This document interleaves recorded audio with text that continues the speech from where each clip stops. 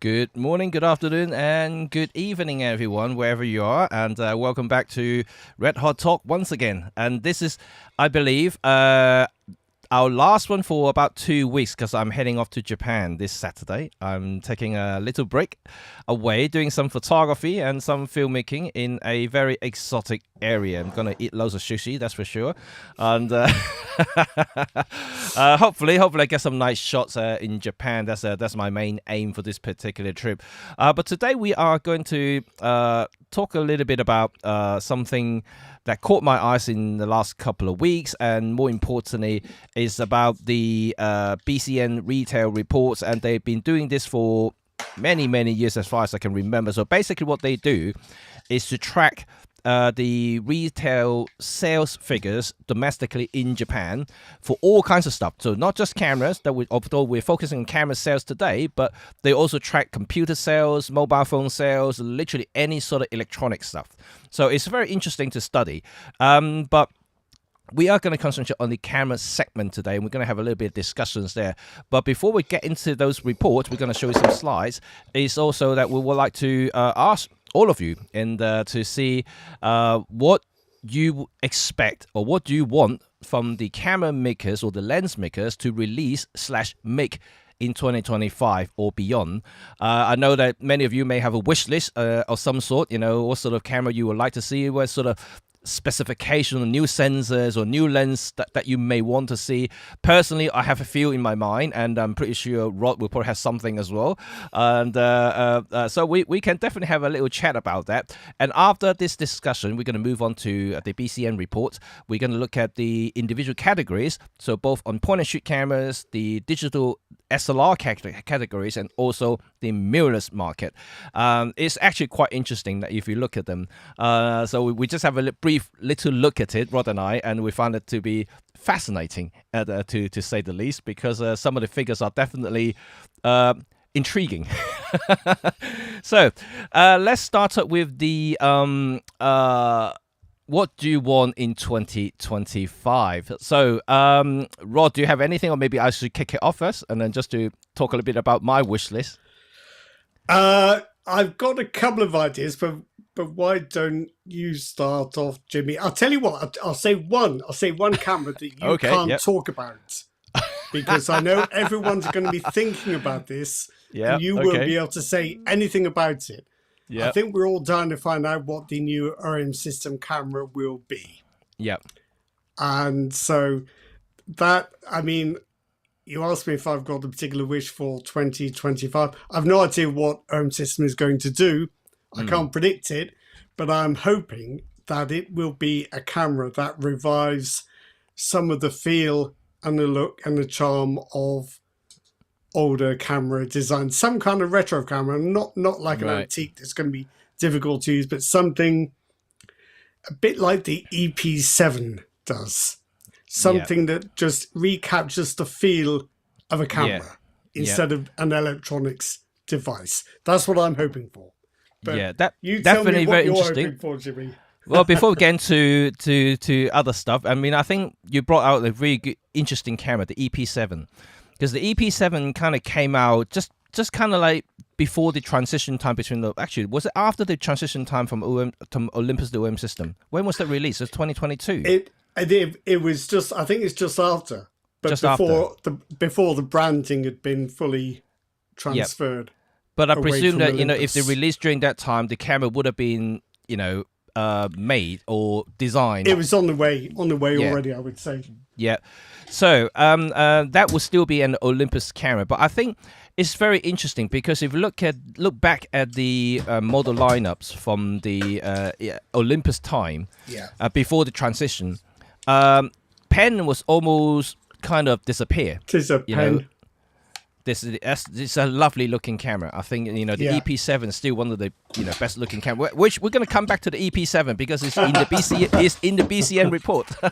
So we're going to come back to that. But I think the pen series was a little bit cooled off, from the Olympus cam, even back in the days, especially towards the last couple of years before the transition. They already kind of stopped making EPL series. The EPL 10, I believe, was the last one, but EPL 10 essentially is the EPL 9. Actually, essentially is the EPL 8. So they haven't really updated the camera as such. So so they literally stopped developing the EPL camera since EPL 8, to be honest. And then the EP was literally dead until the EP7 came out. So there was a little bit of a shock, but it's a nice shock in a way. So it's kind of interesting that the Olympus had that thought, oh, maybe we should bring back some of these retro-looking things. And obviously that was before the transition. So I thought, the launch of the EP7 was definitely a nice surprise. And then obviously the transition came along, and the OM system took over. Things kind of gone a little bit, I would say slowed down quite a bit in the pen department, at least in the retro styling department. I know we have the OM5, but again, the OM5 is more of the EM5 that's been bought slightly up to date with a slightly better spec, more like an incremental update from the EM5 Mark III. Obviously, also the rebranding as well from Olympus to OM system, so they kind of get rid of that as well. I don't really see the OM5 myself as being a retro camera.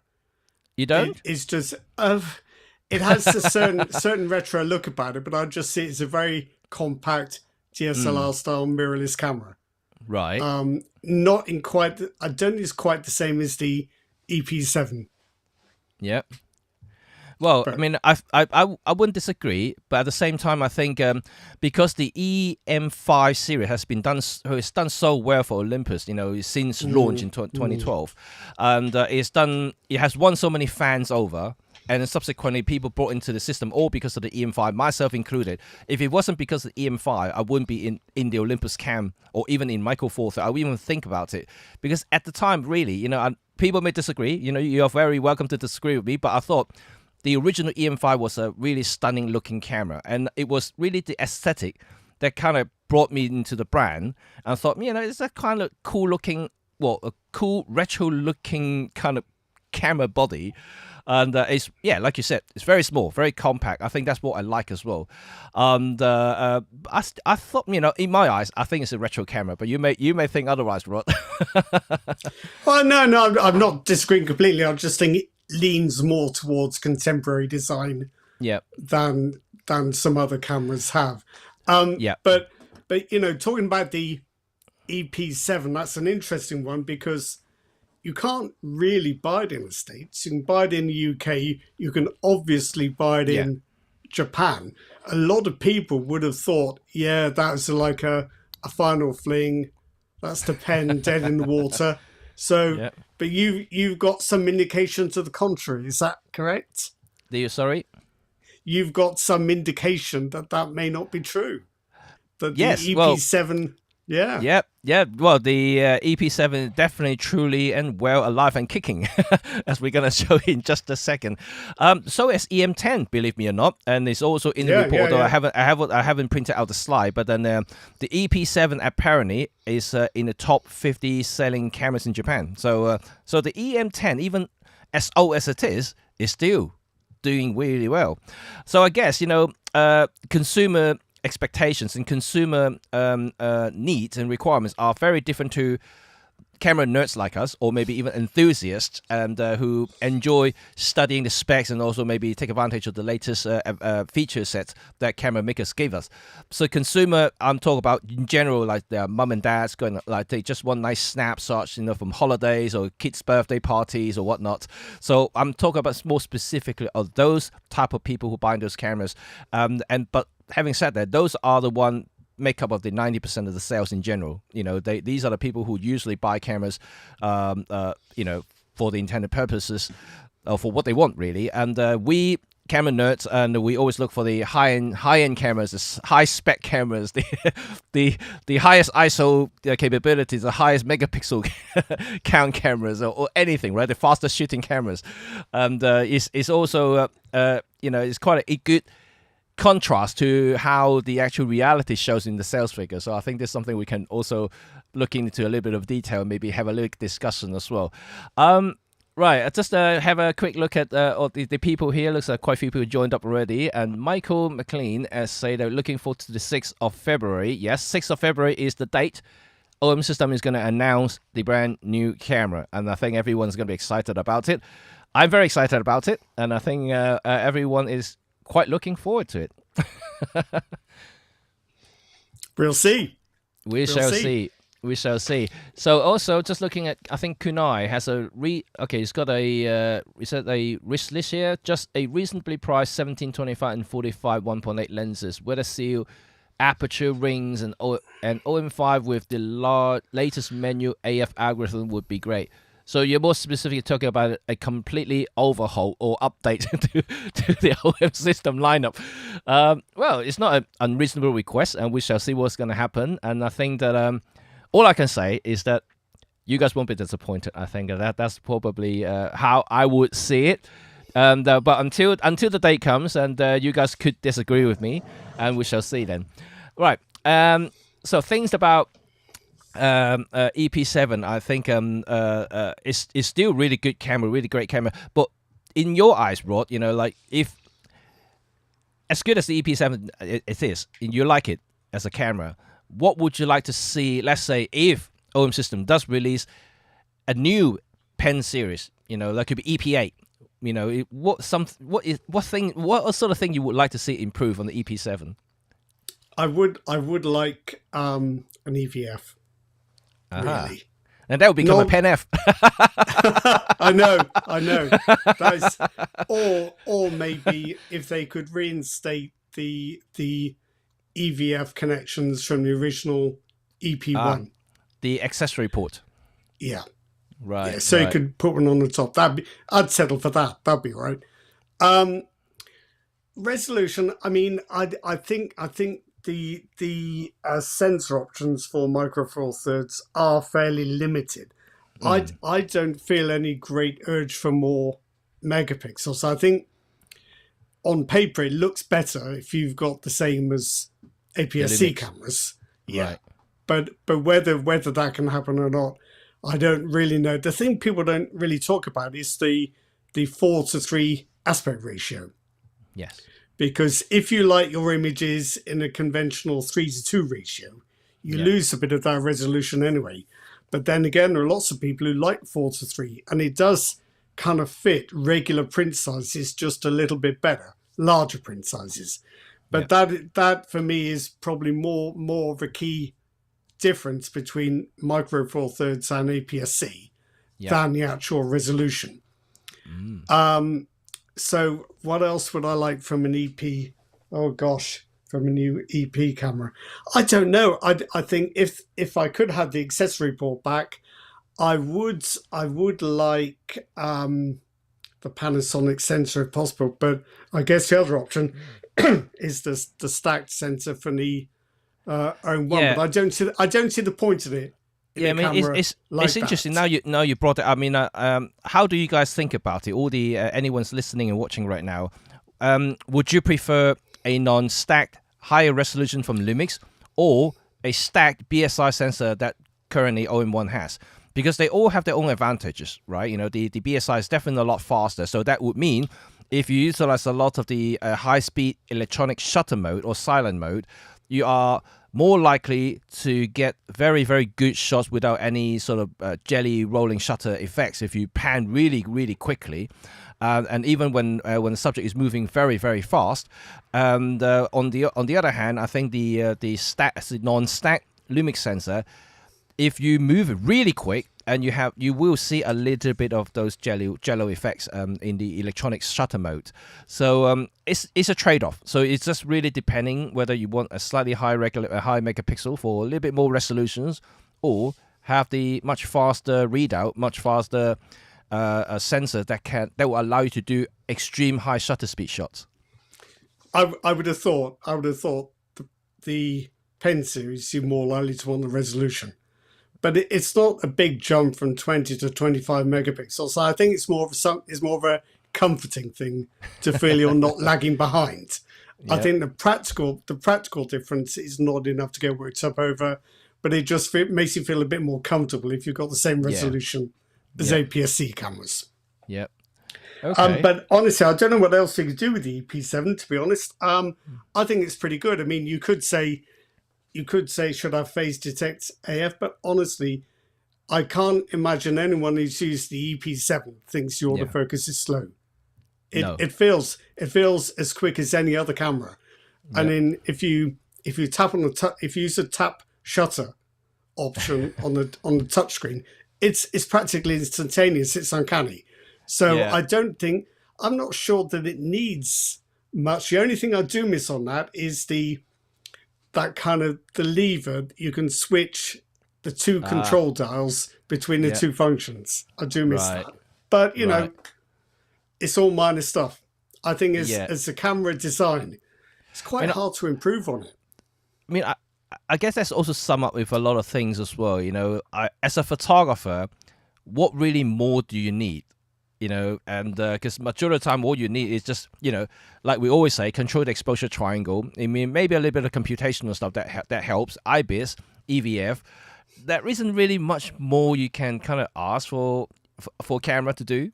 And yes, sensor may play a part of it, but all depending on your own preference, resolutions, how much low light stuff you're gonna do.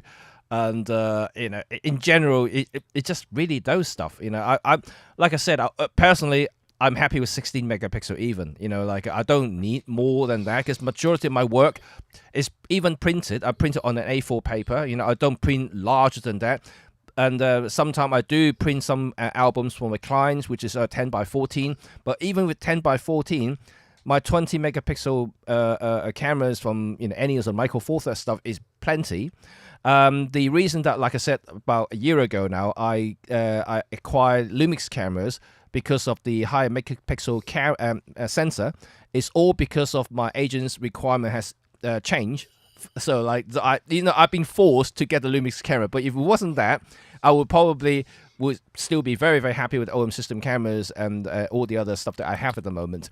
But apart from that, I think that for all my personal stuff, all my travel stuff, I'm still using OM stuff. 20 megapixels is plenty, and I don't need bigger file size, to be quite honest. And even my personal stuff, I just don't need. I think 20 is just really good sweet spot for me.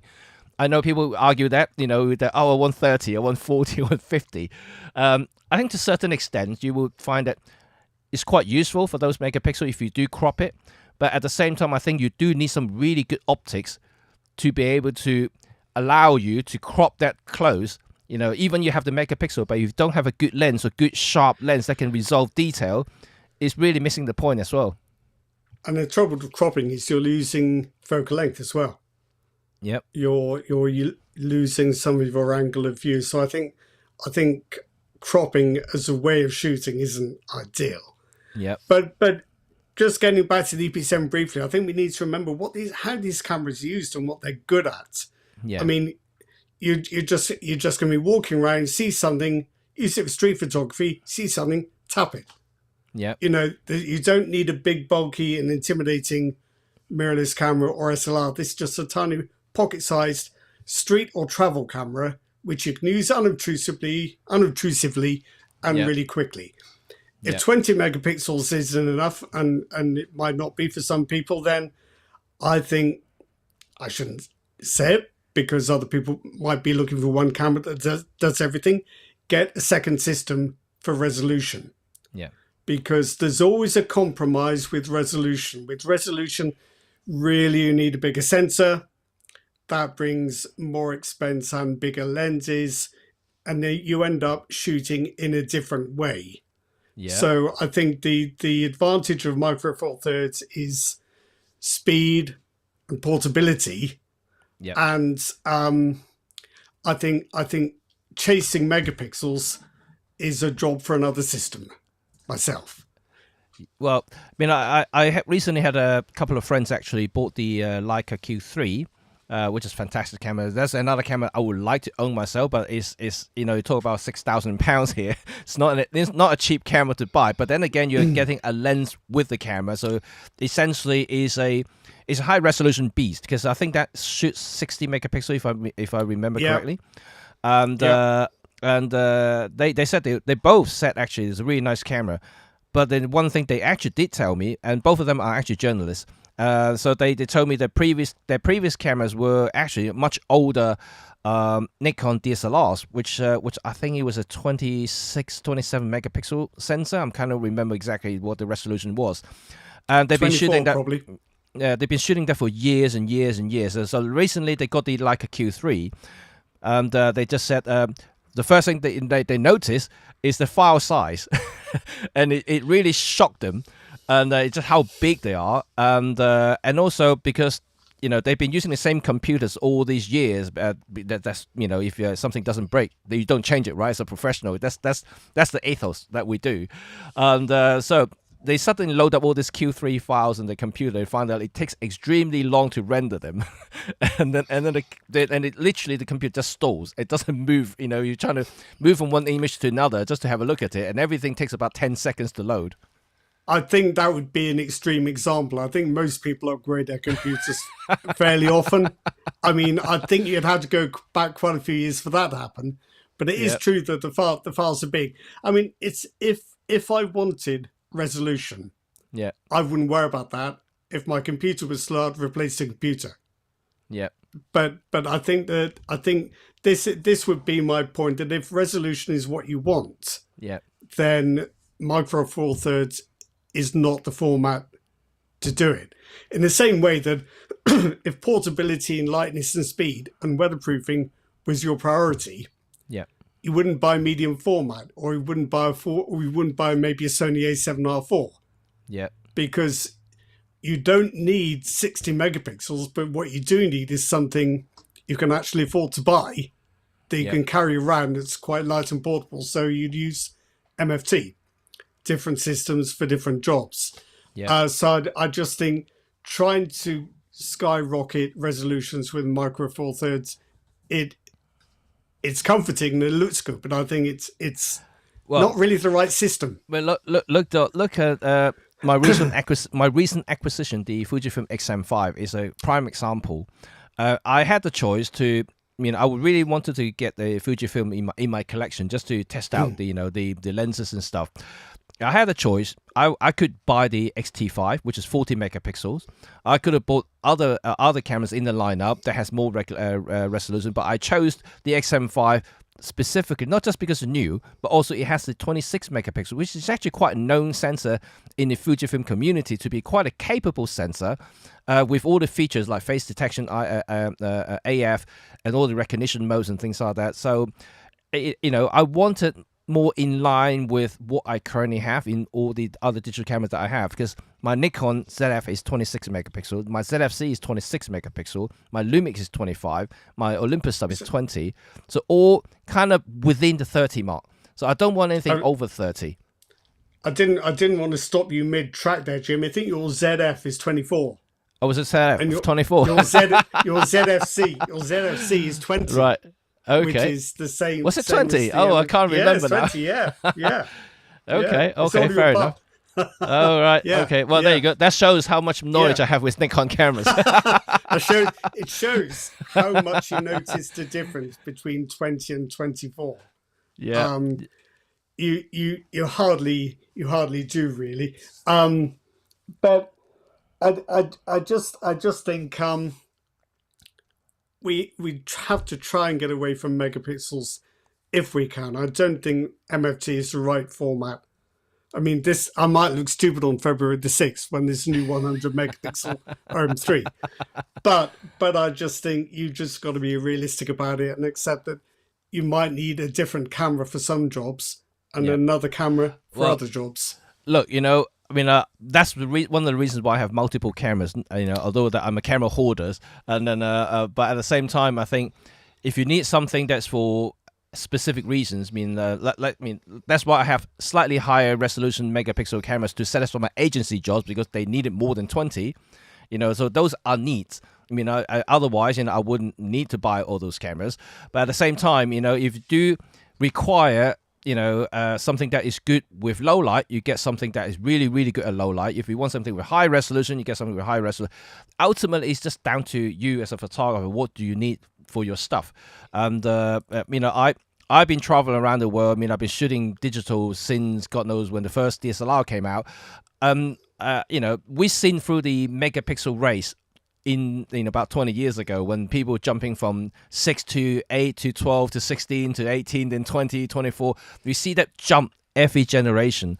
It has slowed down the last couple of years, that's for sure, and we don't see that much now. I think now camera makers are pushing other boundaries now, faster readout, slightly different architectures.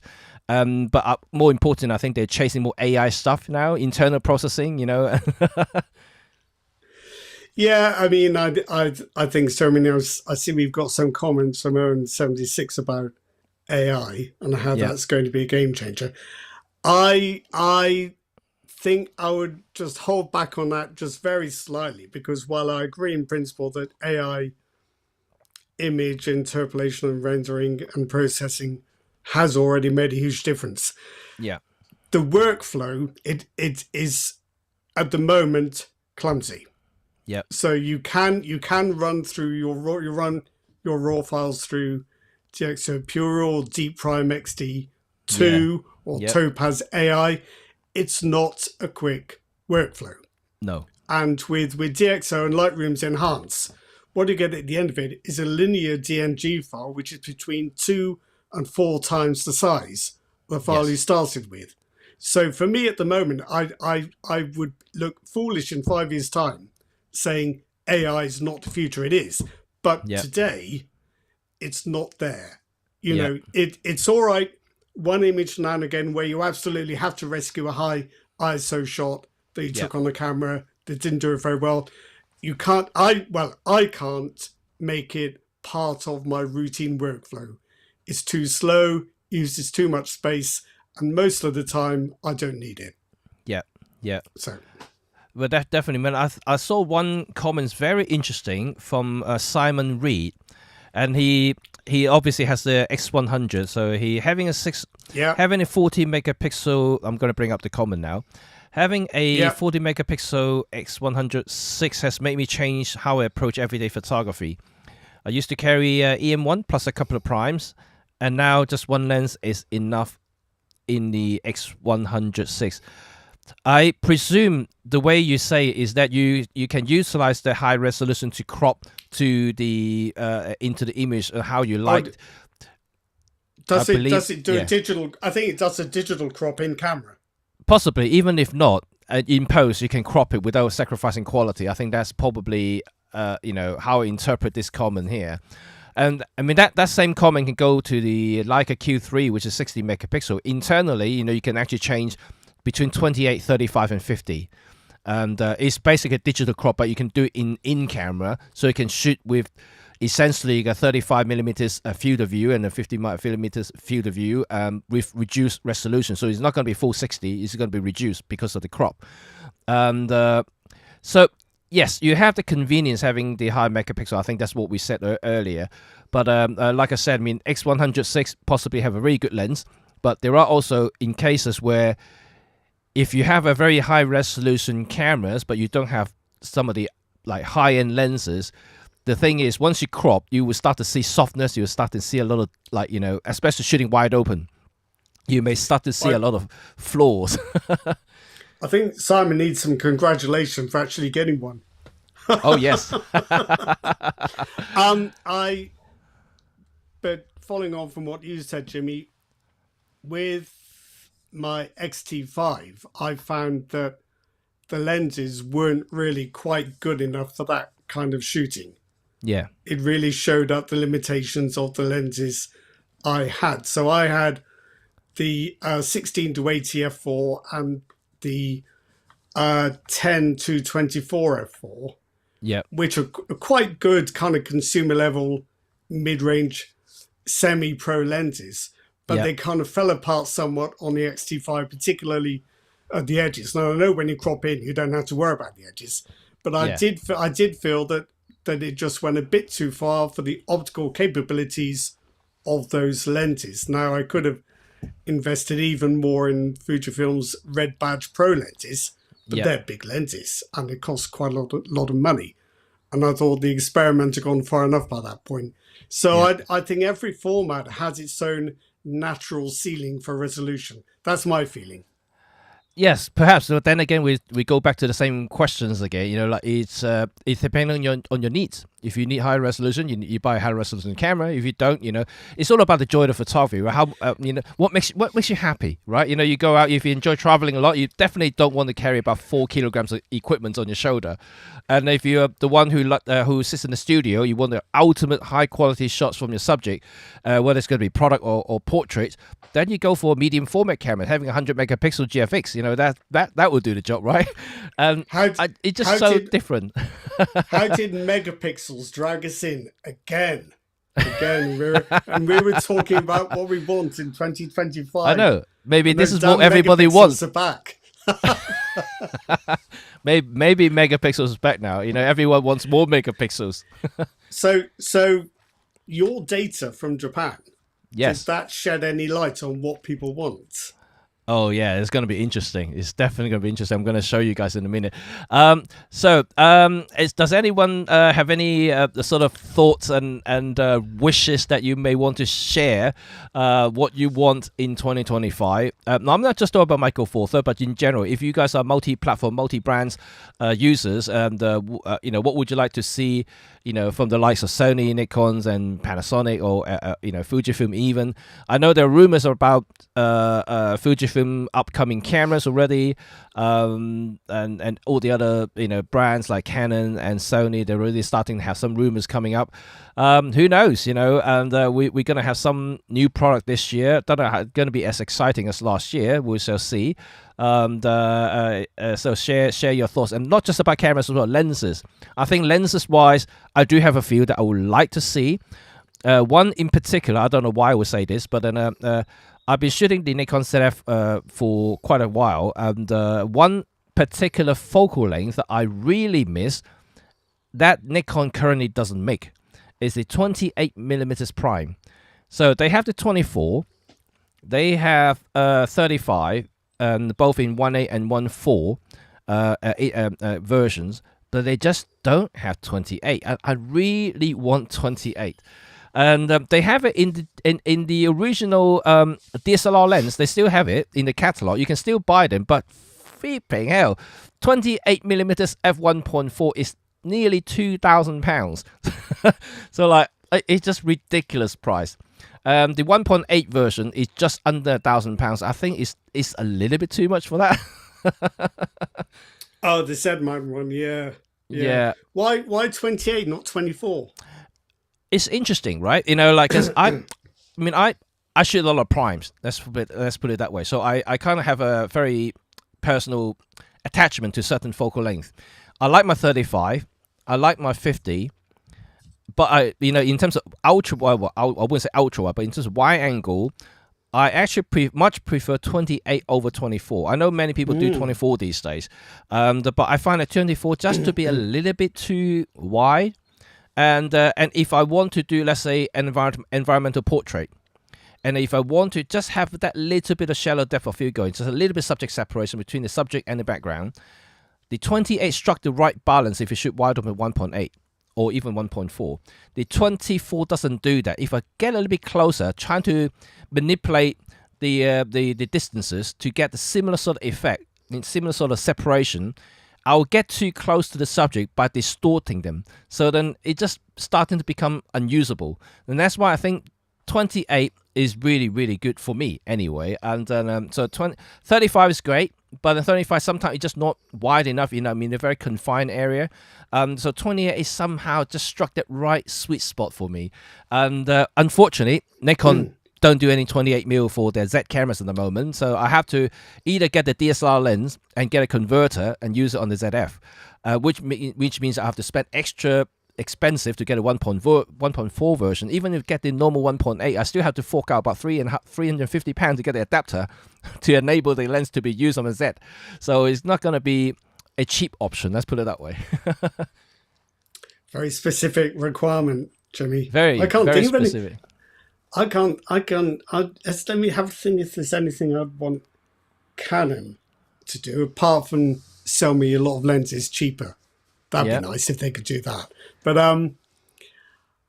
yes, Canon makes some quite nice prime lenses. There's 24 1.8 1.8 half macro. It does half life size prime, so 35 1.8. I would like them to put in some proper AF actuators that are actually up to date. Yep. Because these are quite clanky. Yep. If you're only doing a short focus shift, they're fine. Yeah. But if you're going from near to far, they're too noisy for a modern lens. Yeah. They're a bit of a surprise to me. Yeah. In fact. And also, what I would like Canon to do is, if it's going to advertise these lenses as having 5 stops of IS, I would like to get even halfway there, but I don't. It's disappointing. So I'd like a bit of modernization for Canon's consumer primes, because otherwise they're very good. Optically, no complaints at all. Yeah. But operationally, they need a little bit of attention, I think. Yeah. Well, and another wish list of mine is, more in broader terms, I want every manufacturers, every lens makers to include a aperture ring on their lenses. You're going to make it compulsory. Oh, come on. It has to be done, right? Yeah. The thing is, like Chinese company Viltrox, they make lenses with aperture rings, and they are compatible with Nikon and Fujifilms, so it looks like it can be done. So why can't manufacturers just add the freaking aperture rings onto their lenses? That's beyond me. I think it might cost quite a lot of money to bring that in across the range. I think it's justified, right? I think it's justified. I mean, I don't mind paying a little bit more money. We're going to insist. Because, it's going to make the shooting experience better. I think it makes the whole control better, more intuitive. You just turn in the ring instead of trying to, turn the dials and something. I mean, that may be preferential, but I prefer to actually do something on the lens itself than actually having to, turn the dials on the thumb, or whatever. It's very handy to be able to see what the settings are before you bring the camera up. Yeah. Because then you can just be a bit more unobtrusive. So you've got the ZF and the ZFC, and you've got that tiny little aperture window on the top. Is that not big enough? Which you can't see most of the time. It's so small. Yeah. Yeah, it's not it's not really useful, to be honest. So if you're going to make aperture rings compulsory, and I'm not going to argue with that, I think you're right. I'm going to make top plate LCD panels compulsory. Bring it back. Because the difference between using a camera that has an LCD display on the top and one that hasn't, if you've never had one there, you think, what's the fuss? Doesn't matter. Once you've had one and you had to give it up, that's tough. Yeah. It is. I mean, I don't know how old you guys are, Not as old as us, obviously. And, I remember all the SLRs that, film days, all the SLRs I bought always have a top LCD screens on it. It always shows me the settings, the exposures, the shutter speed, all the settings is displayed on top. So when you look down, you know exactly what setting you're on straight away without having to faff around with the menus or change the dials or anything like that. If you don't give us an aperture ring, at least give us an LCD panel so we can see something. That's a nice idea, an aperture ring on the camera itself. But then you've got the problem of variable aperture zooms. And ultra fast primes. I don't know how you get around that. But yes, I think quite a few people agree with us about the aperture ring thing. I think so. Well, it makes if you do the kind of photography where the aperture you select is important. It just makes the camera so much easier to use. Simple as that. Because you can see what you've done. Yeah. I mean, it's not just about the practical side of it, but also about shooting experience, right? Like the joy of photography is not only just about the process, it's about the process of making the photos, but also operating at the camera is also part of that process. I think having something that is more tactile, more direct, it makes the whole shooting experience more enjoyable when you do photography. Like the last thing I want, or the things I hate the most in digital, any modern digital camera these days is is the very clunky and overcomplicated menu system. You can say what you want about different brand, which brand has the best menu system or what. I think they're all rubbish. To be quite honest, I'm just being honest. It's well, I wouldn't say rubbish. It's just too complicated. How many tiny little settings do you need in the cameras, and to change and adjust? It's just beyond me. But you shot with modern digital Leicas. Did you say you shot with the Q3? Have you shot with the SLs? Any of those? I have. Yes. I think you'd like those, or maybe a Blackmagic interface. Well, would be. I mean, good. I like. I mean, to be quite honest, I mean, I think yes, you're right. The Leica menu system is by far the most direct and less complicated thing that I've seen. That must be why you're paying double. Yeah, more than double. I mean, that's one thing. I don't think that's justified either. It has more or less the same shooting experience with any modern digital camera these days. Yes, the menu system is definitely more direct, easier to read. But is it worth two times the price? To get on board with the that particular menu system? I don't think it's so. It's not just that. But I know what you mean. Yeah. But yeah. So handle 1111. It's 4 1s, I think. AI assistance on cameras for voice commands. That's not a bad idea. So you can just say quietly use the camera. 1/2 at f8. Wrong side. 1/2 at f8. ISO 400. Keep it quiet, and then just do it that way, I suppose. But I don't know. My phone interrupts me enough, thinking I'm talking to it. So I don't know if the camera would be the same. Imagine if they all have voice assistants. Imagine in a scenarios when you have a whole bunch of Sony photographers. Yeah. All standing together photographing something, and they're all trying to scream to the camera. Sony, did you do this? Sony, can you do that? And then the camera just don't know which one is calling which. Well, hopefully they could be as good as phones. My wife gets very upset that my phone won't do anything she says. Oh, yeah. Because it only listens to me. She thinks it's something I've done. Yeah, that's interesting. So, any other things you guys want to have in the near futures in this 2025? Maybe some sort of wish list, crazy as you think. But then you never know, if enough voices around, then maybe become a reality one day. I mean, another possibly crazy thing is Sony does these very compact primes. There's a 24 2.8. There's a 40 2.5 and a 50 2.5. They're all quite compact primes. They're not fantastically fast, but they're small, which is often more important.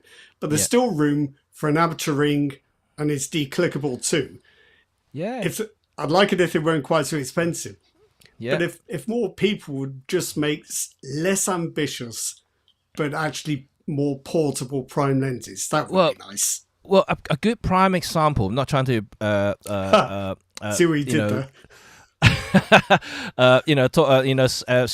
Say something about Fujifilm, but the 27mm f2.8 pancake lens, that I also bought for the XM5. It's a tiny little lens. Yeah, it's a prime. Yeah. Okay, it's not fast aperture. 2.8, but 2.8 is still plenty fast. Sorry?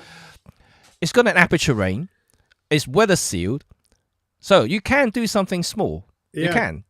So I mean, I think it's just whether the lens makers are willing to go that step further, just to include something, that everybody wants. At the moment, I don't know who first removed the aperture ring in the first place, and then somehow, everybody just simply simplify everything.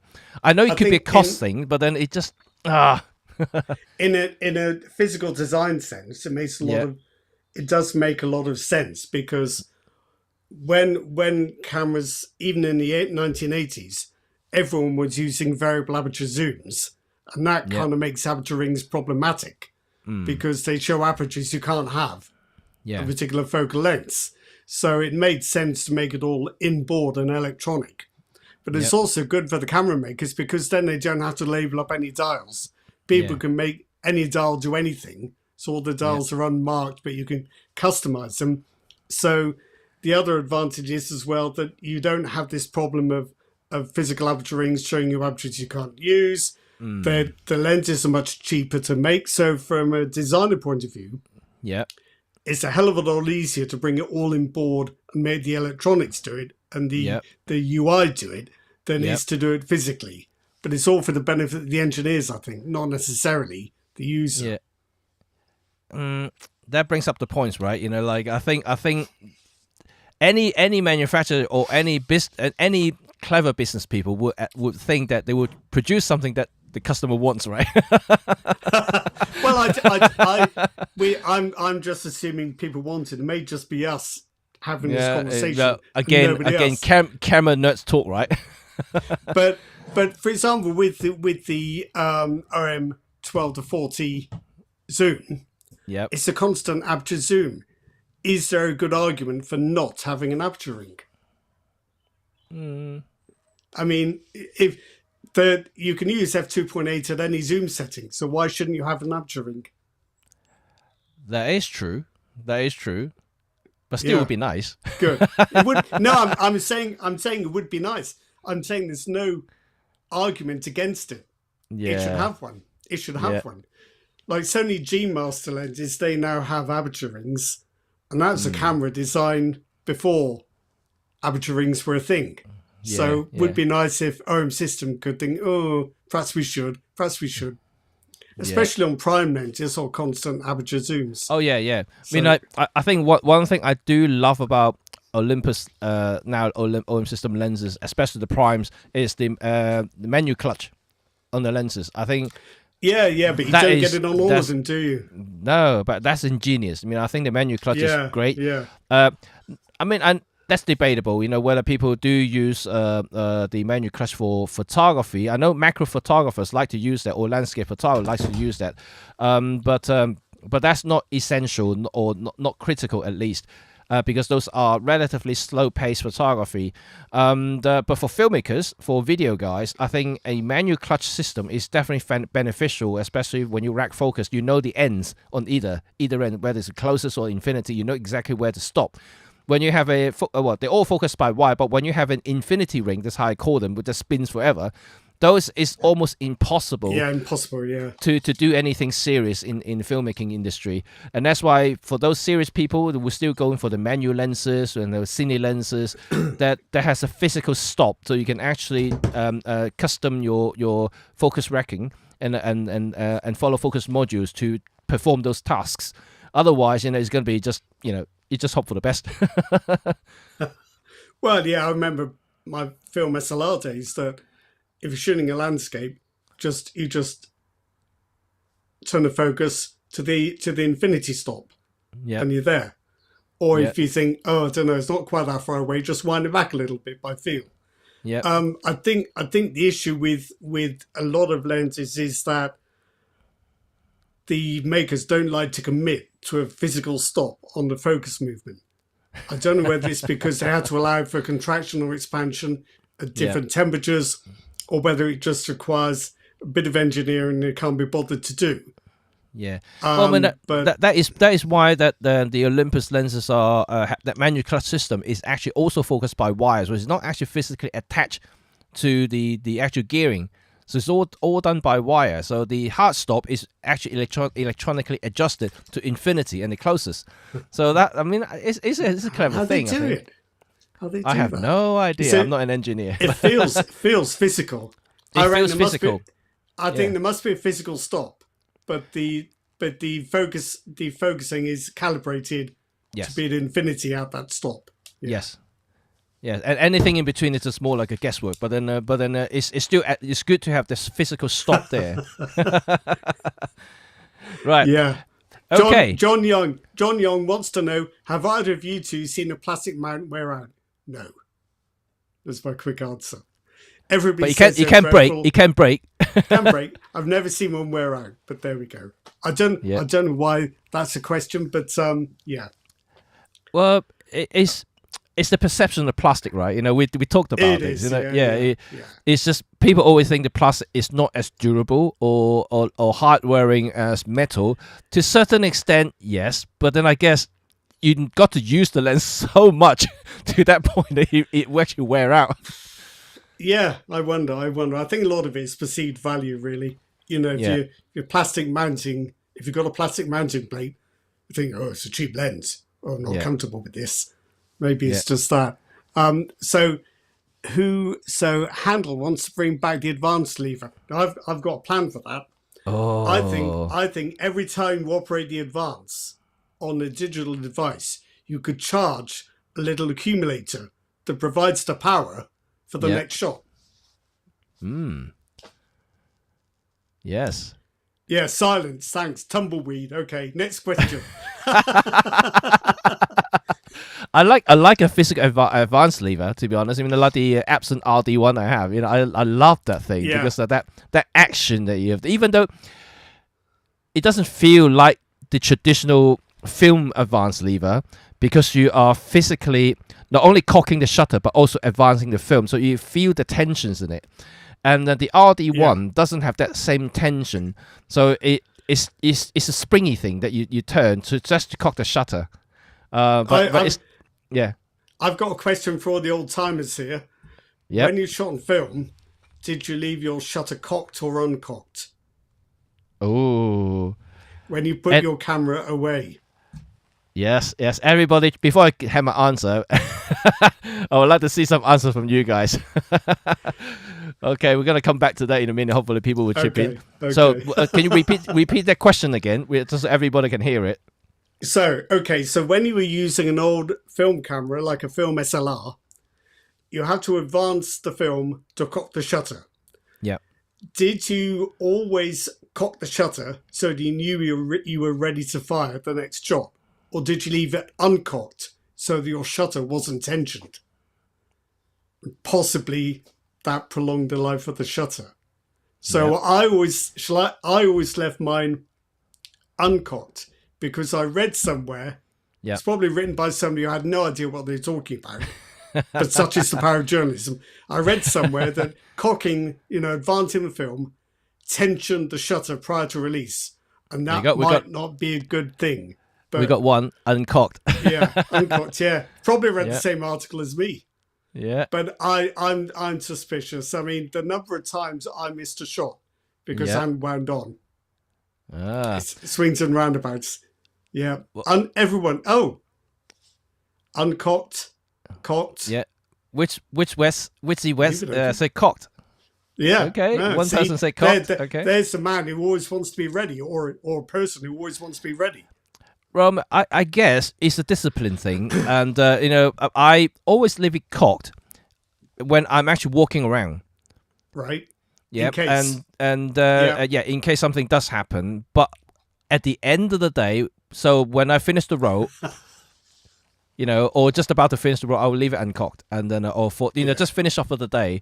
I think the article that you read is not technically wrong, because a lot of them were, when you cock the shutter, put them in tension, the spring is constantly loaded, and like any metal, like any springs, if you constantly put it in tension over time, if you leave the camera cocked or in tension for a long period of time, that tends to deform the actual metal itself. So you stay in that position or lose some of the tension, so potentially it could affect the accuracy of the shutter and something else as well. So let's imagine next time you get in your car, you're thinking maybe I should jack it up so that the suspension isn't under compression. But there are tiny springs in cameras, I'm sure. But Sebastian Weiser asks, what kind of sick person will leave the camera loaded? Jimmy would. I still have film in my Leica. Yeah. Well, you know what? So that's my other dilemma.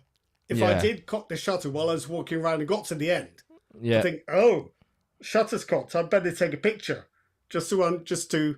And then you know what? There'd always be one dud at the end of the session. No, it happens to me, like all the time. And if I'm shooting film on the day, and at the end of the day, if I didn't see anything else, I would just like to call it a day.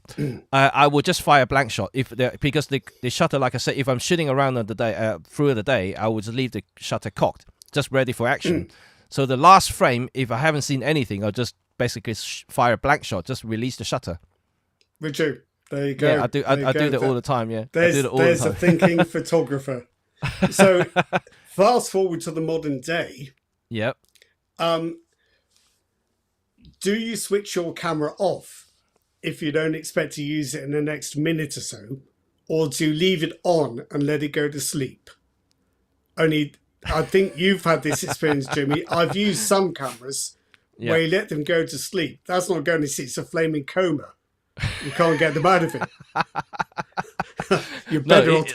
I've agree. had a camera go to sleep where I've had to turn it off and on again just to get it to wake up quicker. Yeah. I mean, I have to say it. Yes. Depending what camera you use, certain cameras are much better in the sleep-wake action, and I would say that the Olympus Home System cameras really does a really good job in terms of sleeping and waking up. It's instant. Yeah. You know, when it goes to sleep, you press the shutter button halfway, it wakes up almost instantaneously. And no matter how long you leave it, obviously depending on settings, well, you can actually go into deep sleep. You can set it in the menu. But Lumix camera, on the other hand, it takes forever to do that, and Leica's even worse. and then like those you might as well just switch it off, and it's quicker to actually switch it off and switch it back on again. So that's what I've started doing. It does depend on the camera, like you say, but I'm so fed up of going to take a shot and the damn thing's gone to sleep. Yeah. I think I'm just going to disable the sleep altogether. Yeah. And if I think it's going to be 5 minutes, I'll just switch it off. And if I think I could take a picture at any time, leave it on. I'm no more sleep, because I'm not going to have my camera dictating to me when it works. You see, that's a strange thing, right? You know, back in the DSLR days, we don't have that problem really, and because it doesn't really drain the battery as such like what we have today, because we have LED, the EVF, the LCD screens all draining battery continuously. Yeah. Back in the SLR days, we don't have that problem. That battery lasts you, I don't know, 100 rolls of films or something like that, and it just never really seemed to run out. And you can shoot a lot, before you actually starting to see the low battery sign. Back in the day, the battery was only for the meter anyway, so you could go for a year or two. And the film advancement, if you got the more modern ones. Oh, yeah. Yeah. But, so this side towards screen, how many deal with not setting the date timing thing? So you skip the screen. I always set the date and time because I'm so fed up of going into Lightroom or Capture One or any other image catalog, and all these flipping shots I've taken on January the 1st, 1904. Yeah. Now, I might be old, but I'm not that old. That's annoying. So always set the date and time. It's very annoying later on if you don't. I have to do it because of my jobs, because sometimes if I'm carrying 2 bodies, maybe even 3 bodies with me, when I go back to Lightroom, I need them to be in orders. So if I don't have the time and date set, they'll be all over the place. It'll be hard for me to rearrange them in the sequence that I would like to see them. Obviously, I'll probably still rearrange them in the final presentation, but then that's besides the point. When I come to editing it or culling the photos, I want to remember what I took, and I don't want them to suddenly see this picture and the next picture is taken by another camera, will be 3-5 minutes down the line, or maybe even the day before. I just don't like the order. So it has to be set. So I seem to have drifted off topic again, but maybe that's something I would look for in 2025. Cameras that don't go to sleep and will actually don't go into coma, like you said. Coma mode, coma mode. Yes. Yeah, you should have it in the menu mode. Do you want the cameras to go into coma? No. Switch it off. That would be great. Or if they're a bit more intelligent about it, some kind of movement sensor. So if the camera's still moving, don't go to sleep. We have IBIS, we have gyro sensors. Why can't they utilize that and put a freaking sensor somewhere? This is just I don't know. It's just one of those things, right? We can think a lot of stuff. The earlier comment about voice control. If you could just get your camera saying, "Wake up, wake up." Yeah. Well, Handle 1111 says that's why we need Wi-Fi or SIM card slot in there so you can sync the time.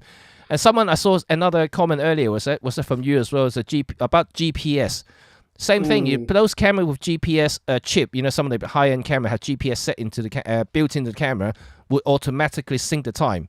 So so those are good. I think having GPS not only can geotag the photo, but also you can sync all the time accurately. As well, so I think that's quite good. I think GPS though is not that reliable. If you're in the open, it's fine.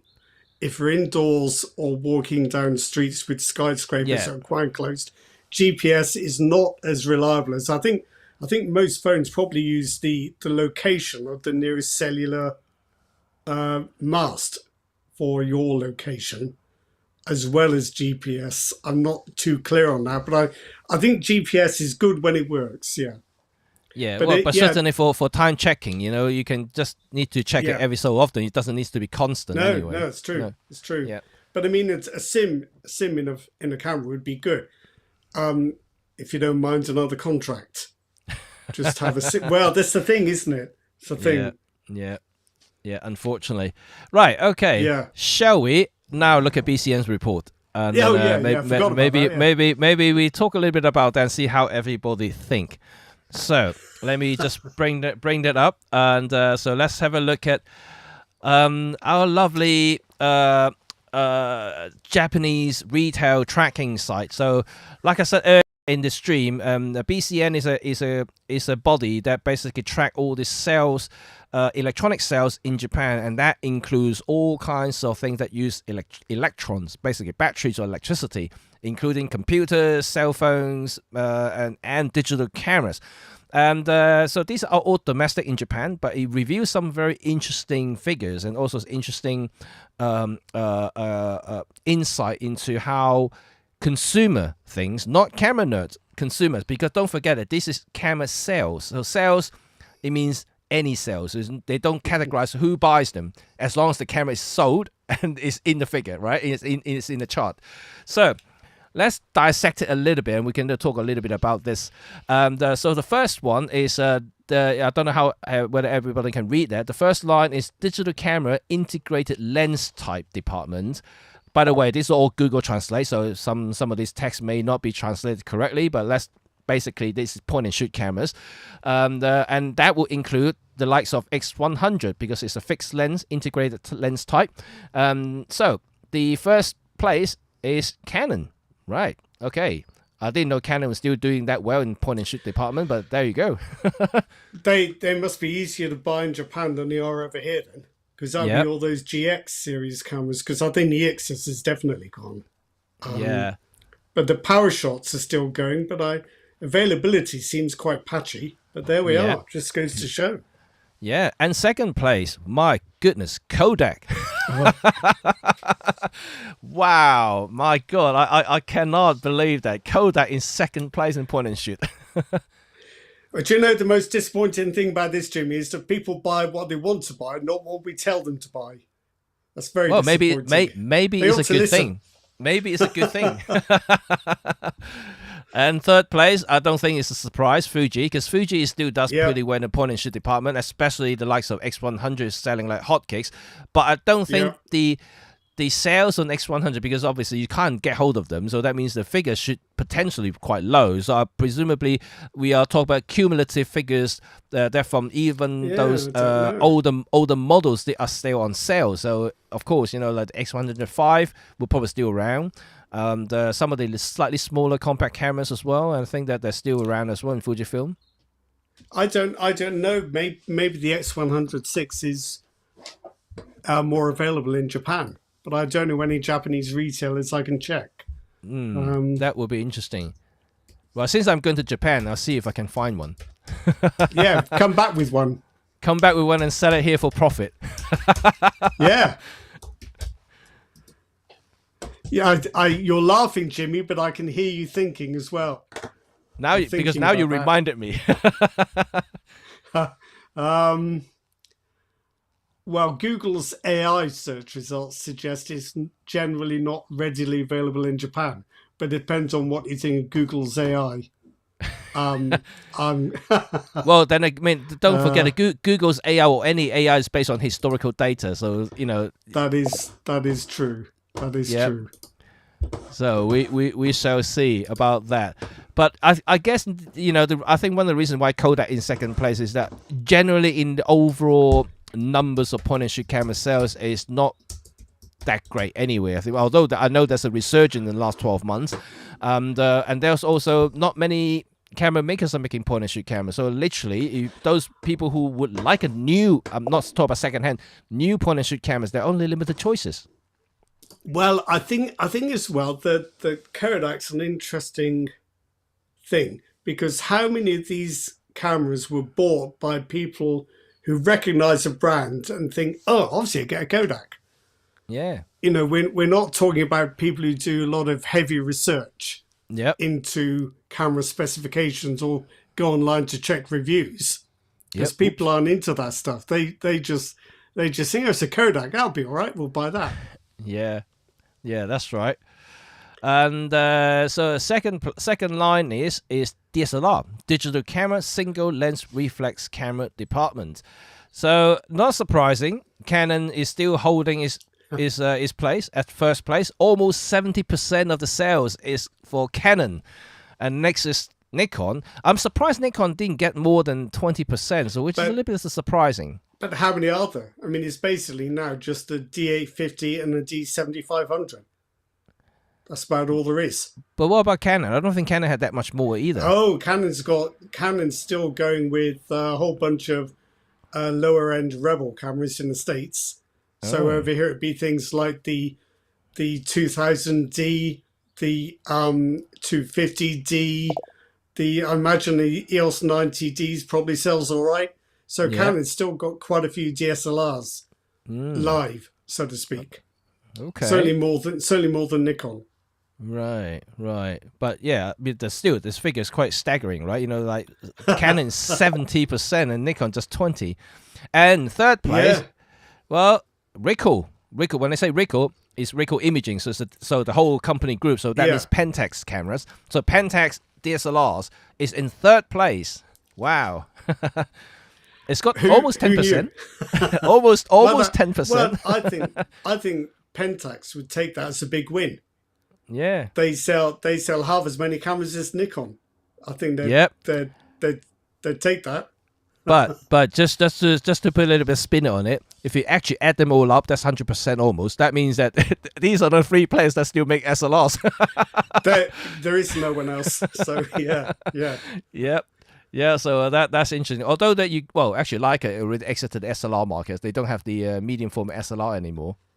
Not really. Well, I've seen it drift in and out of availability on a B&H, for example. But seriously, I doubt, and it's still current at all. No. Yeah. Unfortunately. And then the next one is obviously the most current or most relative to what we are talking today now is the mirrorless market. So the third line is digital camera, mirrorless single lens camera departments. I mean, I don't know why they call it single lens, but that's how they translate it in Japanese. That means actually interchangeable cameras. So first place is Sony. So Sony has overtaken Canon, because last year Canon was first place. But I would say for the last 5 years, it's either between Sony or Canon. They kind of keep swapping places. So there's 1 year is Canon, 1 year Sony. So this year is Sony's turn, accounting almost 36% of the sales, and Canon is at 29%. So Sony has done pretty well.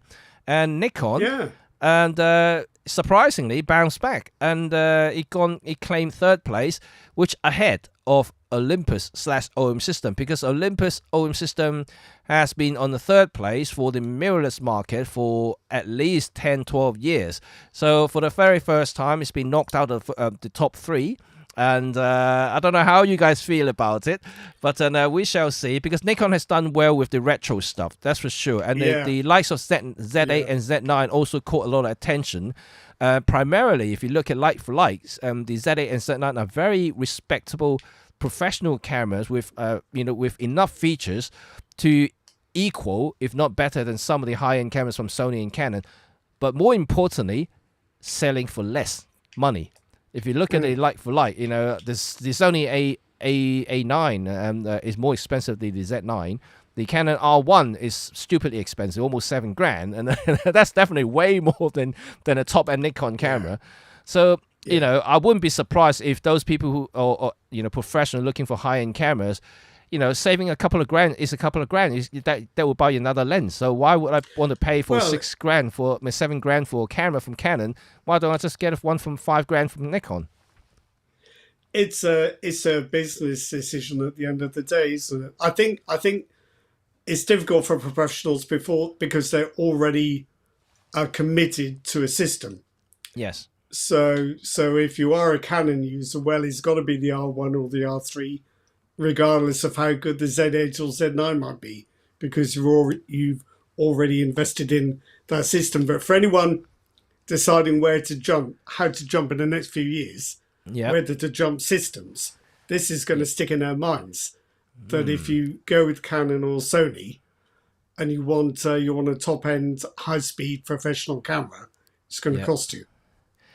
Yeah, but at the same time, and there could be some newcomers or new professional who joining the fold, and then just, which system should I get? Which professional system should I get? And they look at the overall budgets.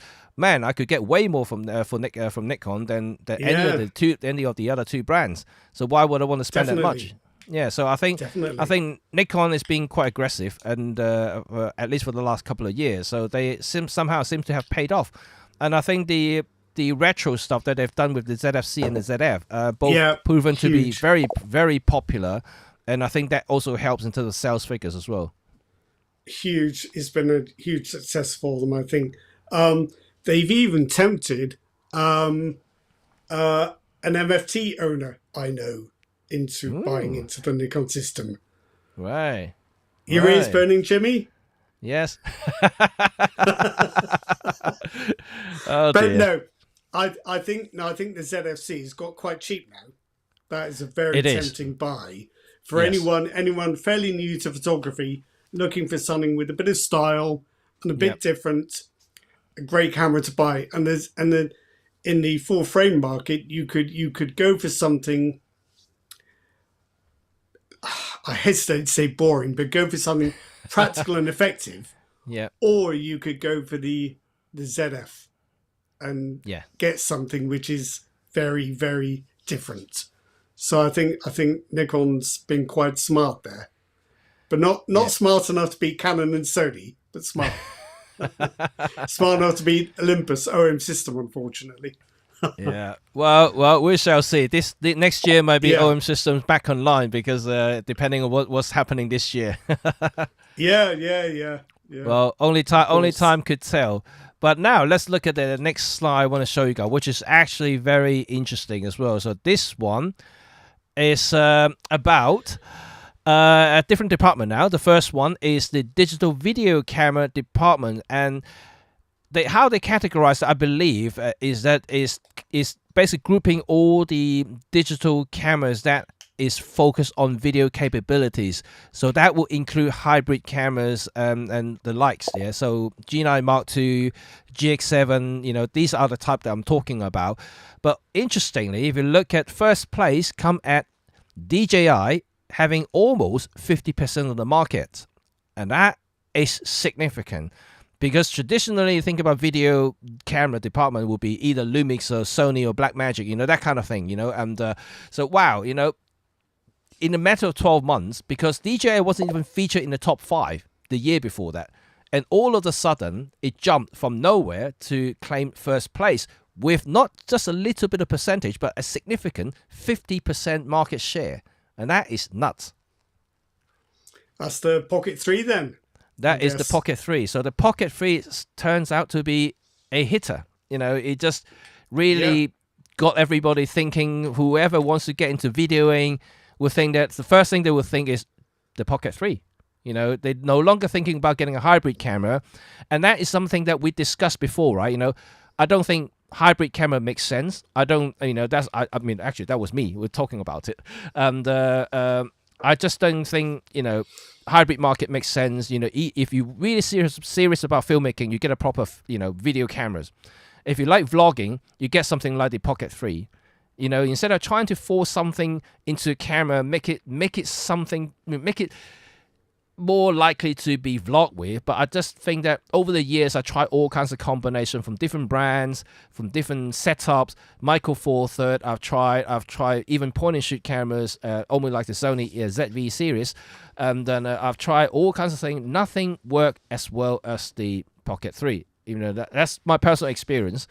You get almost the same image quality. If not, Pocket 3 is actually better because of the processing they've done internally, and the ease of use, the intuitiveness, and the integration with the wireless mic system and everything makes it just so seamless and easy to use. And so I wouldn't be surprised they claim such a big market share with a short time like this. I think as well, it's not just vloggers who are buying this camera. One of my acquaintances is a pro motorsports photographer. And I was talking to him about cameras, and he was shooting at the time with the Sony A9 II. So I said, "So you use that for all your video?" He said, "Oh no, for the close-up stuff and just zooming in and around on the grid, I used a Pocket 2 as it was then." So even professionals don't use a single solution for every type of filming. And I've been to weddings where they've got 2 or 3 shooters. One of them might have maybe a Lumix on a rig, but another one has got a DJI Pocket 2 or Pocket 3 because it's better suits this kind of immersive style where you're just weaving in and out of people. So even professionals use more than one type of camera. But I mean, the Pocket 3 is just a remarkable thing. It is. We have to stop talking about it because I want to buy one because I feel it coming on. Well, I mean, I literally convinced another 3 people buying it, and it just it's just crazy. So second place is Panasonic. That's obviously I think that wouldn't be a surprise. Panasonic and Sony claiming second and third place. Beside DJI, if it wasn't because of DJI, I think either of them could win the top 2, and then I would believe the third place would either be I don't know. It could either be Canon. Actually, Canon wasn't really in the vlogging cameras, though. I don't think. Well, I don't know. I think Canon would like to think it was with the R100, R50, R10, R7. Yeah, I would have thought Canon would like to think so. I'd like to know Panasonic's results. How much were from Lumix S full frame, and how much was from Lumix G, which is interesting. They grouped them together, so it's going to be quite hard to say. It's hard to tell. Yeah, interesting. But then, so it is interesting that DJI came from nowhere, all of a sudden just dominates the market, like not by little bit, but by huge margin. If you look at the sales figures, combining Panasonic and Sony can't even match the figures of DJI. So like, it's just crazy to think like that. Well, they're not expensive cameras either. I mean, they cost as much as a mid-range prime. Yeah, it is about 500 quid on the camera. Yeah. And this is a professional quality camera with stabilization you can't achieve with a regular mirrorless camera. It's just remarkable, really. Yeah, so it is interesting. This is probably one of the biggest shock in this year's report. It is. I mean, I knew it was popular, but I didn't know it was that popular. So there you go. So the next category is the action camera department. So GoPro, surprising. Actually, that shocked me as well. GoPro still holding on to top place. I thought it would be dissected into other, because it's got so many competitors now.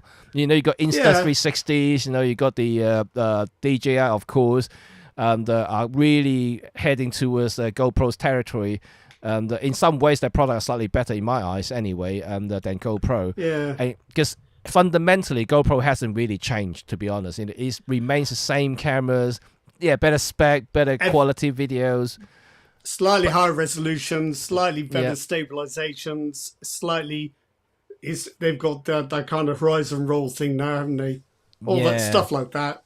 And easier vertical shooting, but it's all incremental, isn't it? It is, but then again, everything they've done their competitors did as well. It's not exclusive, because DJI's latest Action 5, it does exactly what the Action the GoPro does, but with integration of their wireless mic system. And again, they've done well with DJI product is the integration of the ecosystem that they built. So that is just crazy, but they do that. I think GoPro just trades off its history and its perception. It's practically become another word for action camera, isn't it? So yeah. So when people think about action cameras, it's GoPro. Yeah. But then again, if you look at the sales figure, between GoPro and DJI, it's only 2%. So like, it's not huge. That means that next year DJI could easily surpass them if they continue to improve the products. You just don't know. But third place, it coming from a very unknown camera brand, is actually from China. So Shenzhen Arashi Vision. So that might be rebranded under all sorts of other names that we do recognize. Yeah, I don't know. I don't know that brand. I have no idea about what that brand is, but apparently claiming third place, so it must be selling loads. And now I need to Google them now. Oh yeah, because Andrew Fanners made that point. Shenzhen Arashi, is that Insta360? Oh, is that Insta360? I don't know. I think he's just suggesting it might be. It could be, actually. It could be. Just like Rico owns Pentax. You just don't know. Yeah, Insta360. There you go. There you go. So Insta360 in third place. So Insta360 is claiming 26%. So you see, like, GoPro is facing a lot of competition now, and they're all selling really, really well. So if the trend continues, GoPro could drop to second or even third place in a year. I think the Insta360 X4 is interesting because it's a pretty solid. I think it might still only be 4K action camera. You just use one lens, but of course it also does 360, and it's got the most extraordinary stabilization as well, flow state. So so I haven't tried. Have you tried the X4? I've only tried it briefly. I have an X3. I haven't tried the X4 at all, actually, but I have got an X3. I have an X3, and X3 is perhaps my least used cameras in all the cameras I have.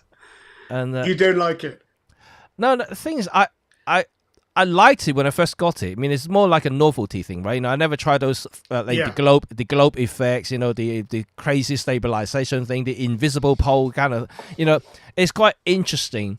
But I just found that image quality was utterly rubbish, and because with the X3, it only does 1080 if you want to do a normal kind of camera view to view. And I think probably the X4 as well. Yeah. Yeah, the X4 is improved though, I think, but still is I don't know. I haven't tried X4, but from what I saw online, the footage is definitely better than X3, but still not better than the dedicated action cameras or even the vlogging camera like the Pocket 3. I think the issue with 360 imaging is now you've got it. What are you going to do with it? Because Andrew's just commented, I agree with him. Editing the footage, it's hard work because it's difficult perceptually in your own head to work out how to edit 360 spherical footage into a video, and it takes a bit of time.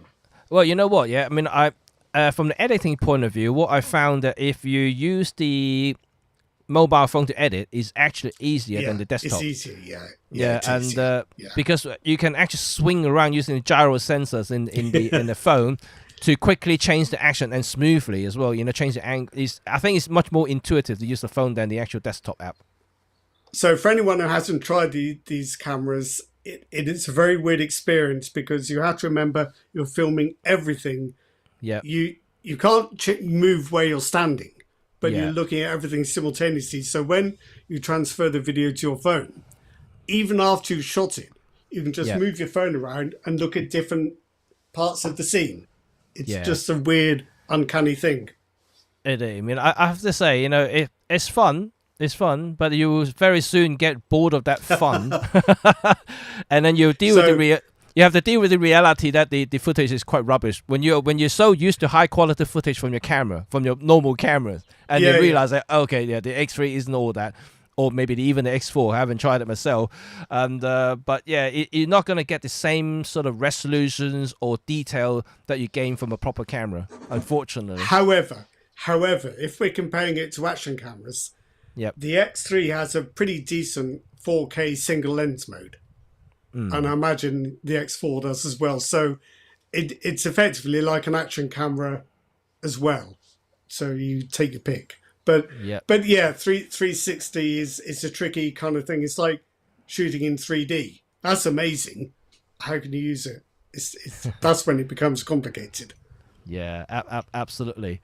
Okay, so the last department, which is may not be interesting from everyone, so let's just talk about it briefly. Binoculars. So Binoculars Kenko Tokina is the top seller. Yeah, amazing. I'm quite surprised by that. Good for them. Yeah.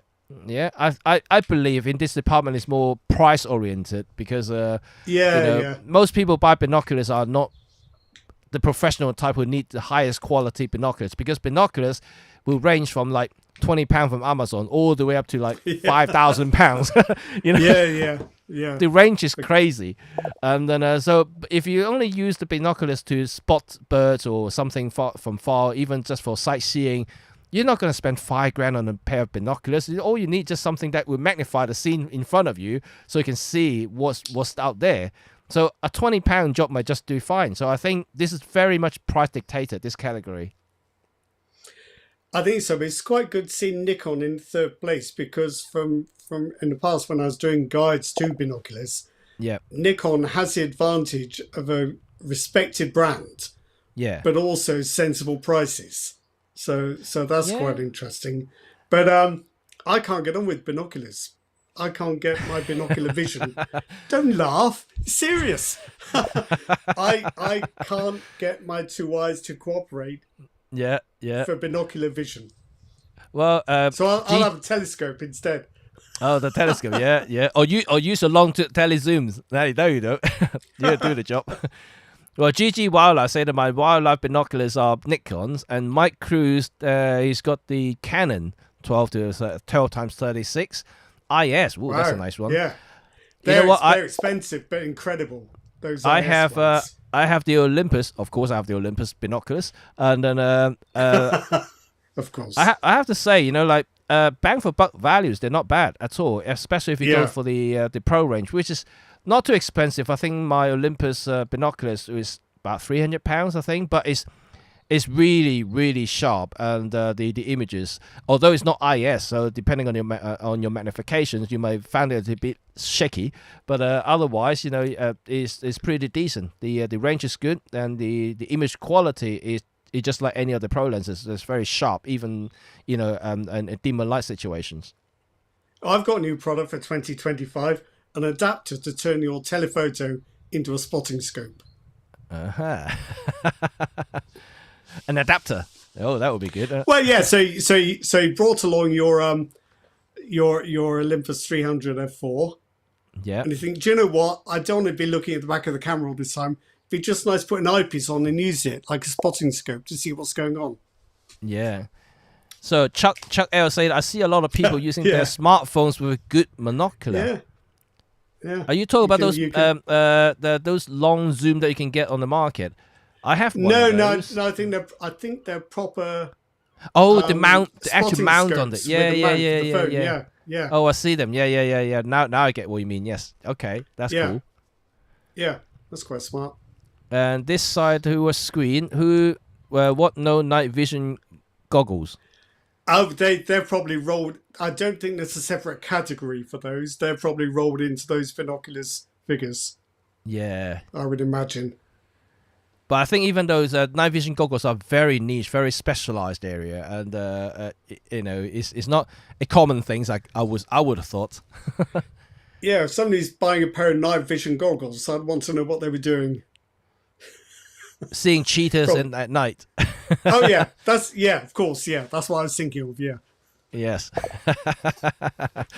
Right. Okay. Just see that Chuck L telephoto lens punched into 100% makes a good makeshift telescope. Yeah. Okay. Yeah.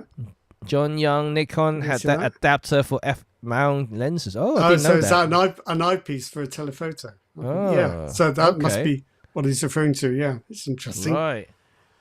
Okay, let's go for the next slide then.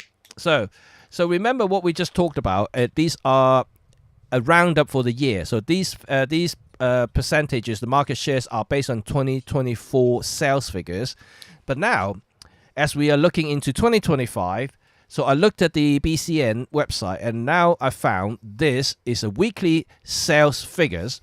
So as of January, Olympus / Ohm System is back on top. So second and third place, even though essentially they're the same cameras, but they have to do it like that. And that's what Japanese do, you know, they are very specific. So even though different colors, they're different models. So first place comes in the Canon R10 with a kit lens. So these are kits, obviously. They look at sales figures. They will look at packages and how they sell them. So the number one place is Canon EOS R10 with the RF 18 to 150 IS STM lens kit. Second and third places are both Olympus EP7 with the electronic zoom kits and also with the telezoom double kit. The second place is the white, so like your one, Rod, your white one is second place. Yep. And the third place is the same kit but in black and silver. And the fourth place is the EV10. Okay. Well, the ZV-E10 Mark II with the double zoom lens kit. It's interesting to see that despite what we discussed, despite what we talked about earlier on in the chat, some of these older cameras still seem to continue to sell as well as the newer kits. I mean, I think one of the reasons why Olympus is always in the top 10, especially in Japan, is because a lot of these consumer level or beginner level cameras like the EM10, which by the way is still in the top 50 sales chart, they still sell really well for consumers, you know, and it's interesting. Well, I think we forget that most people, if you told them they had to spend $1,000 on a camera, they'd faint. I mean, these are actually small, affordable, friendly-looking cameras. Maybe not so much the ZV-10 but the others are. And certainly, if you look at how, you know, in terms of sales-wise, you know, a lot of these, well, the top 3 out of them are double zoom kits. So that means at the same time, people are looking at value for money. You know, I pay $1,000 or whatever, I get 2 lenses rather than 1. So a lot of consumer, when it comes to buying digital cameras, they will think about, obviously quality will be one thing, but at the same time they look at value for money. You know, a lot of them are not experienced enough to think about prime lenses or pro lenses and things like that. As long as they got a lens, they know they can take pictures. So when they see 2 lenses, they think, oh wow, that must be good. You know, like I get 2 lenses that will cover a wide range of stuff. Huge focal range, yeah. So like, Jimmy, could you scroll down just a little bit so we can see what the second lens is with the Sony? Okay, let me see if I can do that. Can we see that? No. Oh, maybe I bring down the zoom a little bit. Can you see that now? Oh yeah. So it's it doesn't tell you. I'm guessing then it's going to be as a 50 to 350, I think. Right. No, I'm not quite sure which is. That's quite a good deal. I think the ZV-E10 II is interesting because for those who are interested in these things, the original ZV-E10 used Sony's ancient 24 megapixel APS-C sensor, which is fine, but quite slow readout.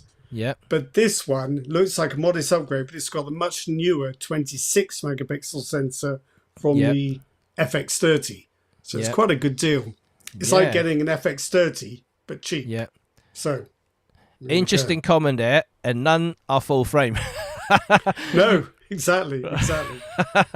Well, this shows, you know, like sometimes when we talk about sales figures and business profitability, it's nothing to do of what photographer wants or sometimes what camera nerds want, you know, and it's a very different ball games altogether when it comes to a business versus the photographic reality. You know, we want a lot of stuff, you know, but at the same time, you think about the overall sales market, you know, how much we contribute to the overall sales figures are actually quite small compared to the overall market. People who actually spend money buying new cameras are usually like normal mum and dad buying for holidays and stuff like that. These are the biggest market. These are the cameras that sell in big volumes. So that you're always going to get more cameras sold of that type than you are professional ones, I think. Wizzy Wes is saying that plastic fantastic zoom is a great lens on Olympus. If Wizzy Wes is referring to the 14 to 42 EZ lens or EZ lens, I wouldn't call that plastic fantastic. I would say that is one of the all-time great kit lenses for any camera. Optically, it's all right. It's just so small. A pancake zoom, only on MFT. You know what? I actually prefer that lens over the Panasonic version. Panasonic also has the same kind of pancake zoom lens. It's not very good. No, I have to say I might upset some Lumix people here, but that lens failed me a couple of times, and recently it just broke. Right. It just broke off the front ring. Just actually not the front ring. The whole barrel came off, leave the guts exposed, and then it's not a very well built lens, and it was good when it was new, but after a few years on the camera, and it's starting to disintegrating, and so like it's not very good. On the other hand, my Olympus pancake lens is still alive and kicking. It's actually decent quality right across the zoom range as well. It's not like a pro lens, but it's quite good enough for that kind of use. So, but apparently that's not the lens we're talking about anyway. But, But then, I think that go back to the full frame comment there. I mean, there are some full frame cameras down the list, but they're in the top 50, of course. I mean, 50 cameras cover literally everything that we have these days. And then, but the fact is, you can see how the actual market is made up of. The majority of the sales and the profit are made from, consumer level cameras, not actually high-end cameras, even though that camera makers still believe that high-end cameras and professional cameras has the biggest profit margin, which is probably technically correct. But in the sales, if you think about general consumers, who a normal mum and dad will go out and suddenly pay $5,000 on a camera body and a couple of lenses, right? Well, the thing is as well that the amount of money a particular camera makes, it's margin times volume. Yeah. So the margins might be smaller, but that's easily outweighed by the volume. Yes. So that's why these cameras are so successful, and we shouldn't ignore that. I mean, we have to allow for the fact that just because we get all nerdy about specs and features, a lot of people, perfectly creative, talented people, don't. No. There's some great photographers out there who wouldn't share that feeling. Well, can I just wave this in front of people? Yep. Lumix G97. Almost unchanged from the G95, but in today's market, absolute steal. It's around £800 with the 12 to 60 zoom, and that's quite a good lens as well. So bring back all these old cheapies. That's what I say, because that's what people want. Well, didn't we talk about it maybe some months ago about like beginner level cameras or entry level cameras? Yeah. Camera makers can. I know this kind of stopped making them altogether, but I think this is still what most people would like to see, and also what most people can afford. To be honest, just general mum and dad would not spend over $2,000, on the camera that they're going to bring on holiday. To be honest, or a student. Or somebody who thinks, I've seen loads of people doing well on Instagram and YouTube. I'm gonna have a go at that. I need to get a camera. Yep. So I don't want to spend much in case all the flops. What should I buy? So, I mean, I can understand at the same time. Okay, the camera maker's my thing. Okay, we got secondhand market. People, they can't afford the latest and the greatest. They would go for the secondhand market and get some older cameras. That is technically true, but at the same time, we think about consumers' perceptions and also their thinking behind it. Well, okay, secondhand cameras may be great. They might be still in good quality, and also maybe in mint condition even. But the thing is, they lack of manufacturing warranties. Like as people do think about it, even though the warranty may only be 1 or 2 years, but when you're buying something new and spending that sort of money, they will think that, okay, what if something breaks? Can I go back and exchange it or get it fixed? MPB does a 6-month warranty. Yeah, but 6 months. Think about 6 months. Yeah, but then you're buying used. That's 6 months you wouldn't have got in the past. Yeah. But if we're talking about what I'd like to see in 2025, just going back to that, it'd be nice to see camera makers producing new cameras that are convincingly better than cameras made 5 years ago. The gap is too narrow right now. Yep. And I think if camera makers want to carry on being successful, they need to make new cameras which are clearly and obviously better than what went before. Yeah. It might not be technically, it might be in terms of design, might be in terms of price, might be cheaper. I don't know.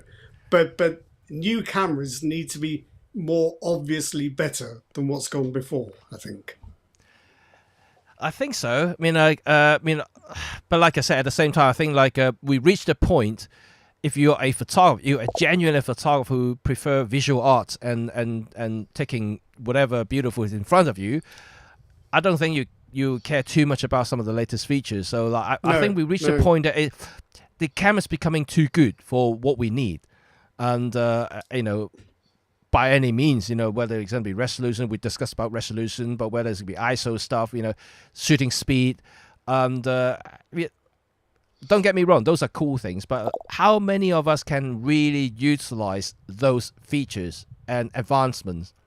And I just don't think, even as a technical nerds that we are, we like to talk about it, we like to discuss about it, we like to try them out even, but when it comes to real life usage, how many of us actually can make use of those features?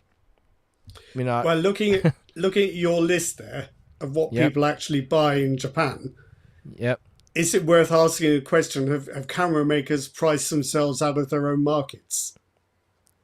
They got no choice, right? I think they've got no choice. They think about profitability. They've got to go somewhere. Yeah. Unfortunately, they think.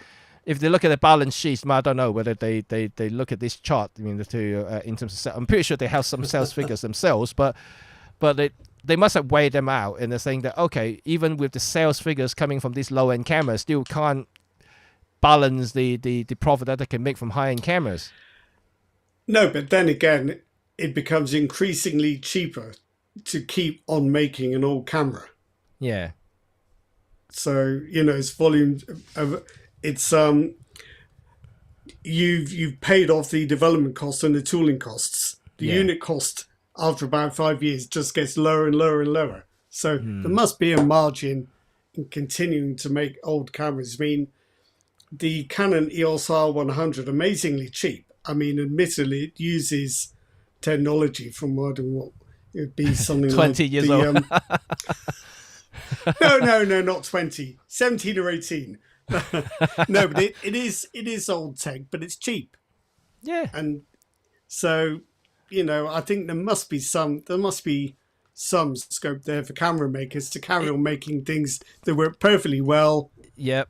And for not that much money. You know what? It's a funny old thing that we always discuss. Yeah. And I know we talk about dynamic range a lot in here, talk about technical advancements or sensors, noise performances and whatnot. But at the same time, like I mentioned before, maybe a couple of months ago, when I went to Spain with my Epson RD1. That's a 20-year-old camera with a 6 megapixel CCD. It wasn't even new actually when the camera came out. It was actually before that sensor. It was quite old. And has very limited dynamic range. The highlight tend to blow out. The shadow doesn't retain a lot of details.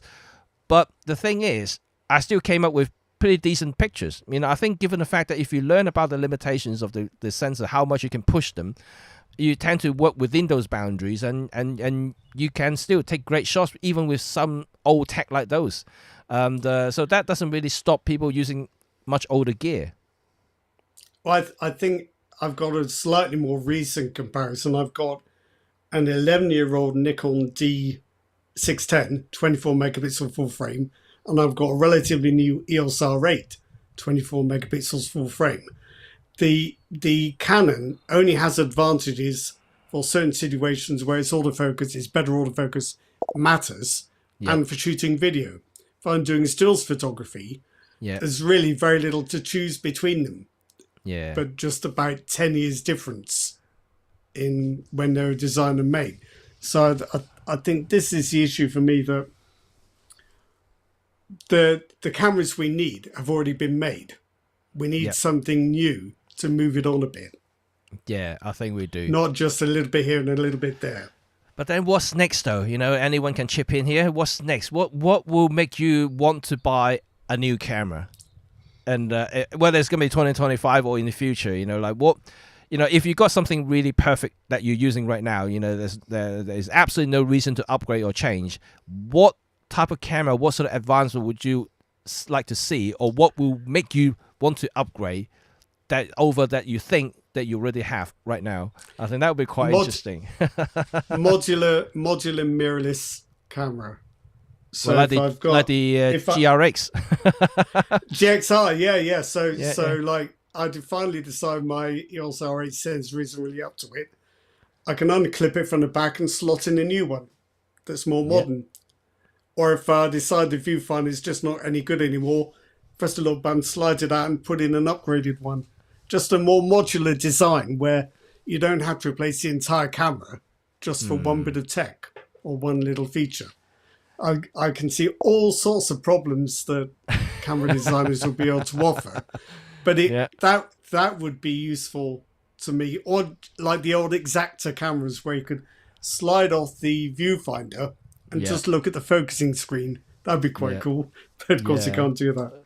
Yeah, and just looking at John Young's earlier comment, I'm not sure which lens you're referring to. You said, Jimmy, was that a plastic mount? Are you referring to the pancake zoom lens that we talked about? No, I think that's the 70-150. Ah, right. The other lens in the twin lens kit. Yeah, I think it might be, but I've never. To be honest, though, I've never owned a lens with a plastic mount long enough to be able to say whether it wears out. Okay. Frankly, right. Okay. Wizzy West actually said it got a Canon 5D Mark III for $350. Really? That is cheap. I think last time when I saw the 5D Mark III was still hovering between £700 mark, so it must have gone down since. Yeah. Okay. They do go up and down quite a lot. It also it's $350 is a bargain. Depends on the condition you ask for. Yeah. Because I always tend to look for excellent or as new, but if you don't mind goods, then it is a lot cheaper. And my cheapest ever was an EOS 50D. Right. Which isn't great, but it's all right for 100 quid in excellent condition. And it is in excellent condition. Yeah. Right, this side to a screen, my Pentax K10D. Oh, I have one. And after 15 years, it's still a great camera and a workhorse. It is a good camera, the K10D. Yeah, I love the K10D. I love the ergonomics of it. I mean, it's one of the best cameras to hold, to be honest. You know, I still think it is one of the best cameras to hold. It's amazing. The grip is just so nicely formed. Yeah. I think so. Very good cameras. Okay, and John Young, reasonably priced Nikon full frame monochrome. Oh, okay. Do you talk about what would make you upgrade and get? That's a different cameras. That's a different camera. I think, how many of you actually would like more monochromatic cameras to come out? I know Pentax has one now. Leica has one. I know. No, Jimmy, if they all follow my idea, you could unclip your sensor and put a monochrome sensor on. There you go. But I would like to see how many people would like to see monochromatic cameras, because I know we want it. As camera nerds, we would like to see more, but they may not sell very well. It's a very niche thing. If those people who are not familiar with black and white photography, the original black and white photography, because for you to change the contrast level, how it reacts to light, you need to use color filters to change the appearance of the pictures. It's not something you can done in post. Not something like you can convert from a color image into black and white in post-production using your raw file. It's nothing like that. When you shoot in black and white, it's all about luminous values, how the sensor reacts to certain light spectrum. So it's a very different ball games altogether. So it's going to be very technical. Very, I mean, I would like one, because I shot with the Leica monochrome many years ago, and I loved that piece of kit. But I had to return it because I couldn't afford it. So so I kept the color version, because I thought I could do halfway. I can change my color images to black and white, which is most of us do these days. But it's nothing like the monochromatic sensor dedicated for just doing black and white photography. It's a very, very different sensors, different skill sets. Let's put it that way. I think my feeling after testing the Pentax K3 monochrome was that the fine detail rendering is visibly superior. Yeah. But you do have to look quite hard. But against that, you lose all the advantages of being able to adjust the channel mix to convert color into black and white. So I think if I had a monochrome camera, I'd probably want to carry around a color camera as well. It's difficult because you do have to commit, because if you go out, you go out and say, you can say, do a landscape thing, I'm going to need a yellow-green filter for this, or a yellow filter, just to lighten up the foliage, darken down the blue sky just a little bit.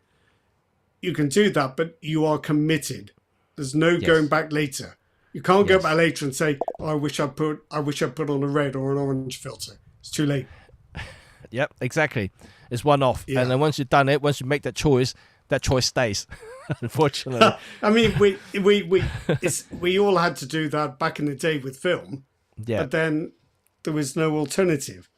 But today, there's a lot of very good monochrome editing software out there, which can really exploit all three color channels in color images. Yeah. And although you don't get quite the same level of pixel level fidelity, the extra scope and flexibility kind of outweighs that, I think. Yeah, and I guess, it's also pains me to say so. You're paying also for that experience, because even though that you may have the same camera body, but the shooting experience, the editing from the editing point of view is very, very different. It is, yeah. And Chuck L say affordable eye control AF. Oh, that's interesting. I'm probably more referring to Canon stuff. I think eye control. I mean, I think in the old days, in the SLR days, we have affordable eye control cameras. I mean, I had the original 50E, which is a consumer level SLR, which has eye control. But I think the modern days where Canon uses eye control to almost like differentiating the high-end cameras to the low-end cameras.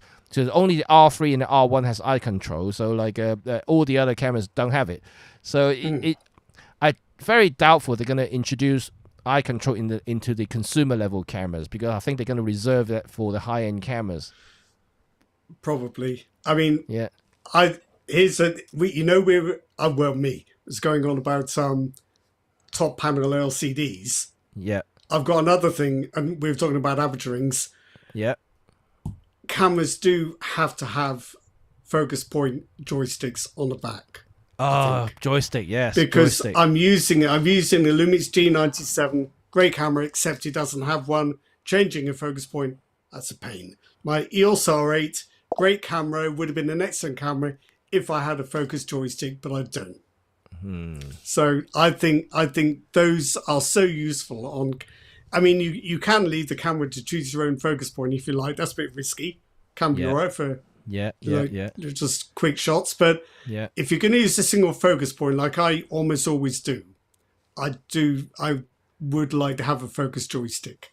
Yeah. Because trying to do it with the touch screen or the D-pad is awful. It seems to me that the D-pad is still a thing, because still many cameras using D-pads, and I mean, I have nothing against it, but I would agree that the joystick would be quicker. I don't mind D-pads as long as they don't have a stupid circular control around the outside. Yeah. Because you just can't turn it without accidentally clicking. It's so frustrating. Yeah. Maybe it's just me. It is just me. Oh, right. Yeah, it is. It is. Well, Simon Reed, I'm just looking at. I think, oh, maybe that question is actually more direct to Andrew Banner. But new hardware, especially with companion app, Sony apps. Oh, remember the Sony apps? I think they stopped all that now, right? In the early days of Sony cameras, they have almost they have their own app store. You buy apps from their Play website. Memories, that's what it's called. What's it? Play Memories. Yeah. My tiny RX105 has that feature, but to be quite honest, I mean, maybe it was the technologies back then. It was very clunky, very slow, very unreliable. Those apps just all constantly crashing in the thing, and doesn't always work. And the purchasing experience or downloading experience is horrendous. It's just slow. It's just not really worth the effort, to be honest. I ended up only installing one app, which is the app that I pay, the time lapse app that I have to install into the RX105 to enable the time lapse feature. But it always failed. That app, every time I launch it, it takes about 5 minutes, and then by the time I set it all up, and halfway through, it's like error. And it's just not worth the freaking effort. It sounds like I've got some bad history with that, Jimmy. Yeah, it wasn't a great experience. So I mean, things might have changed now if they reintroduce it. The technology is now better. The processing power is greater, faster. So it might be better now if they reintroduce it. But I'm not sure how many people would do that. So, do we want our cameras to do more or less? Sometimes less is more. Hey? No, that ruined it. Yeah. Yeah, that would do. Yeah. Well, the great Vanicini photos say interchangeable sensor modules is interesting idea. You know what? Pixie from France has the camera Pixie rangefinder is actually an interchangeable sensor body. So if you buy the Pixie camera now, or you own one, you can actually request the sensor to be upgraded.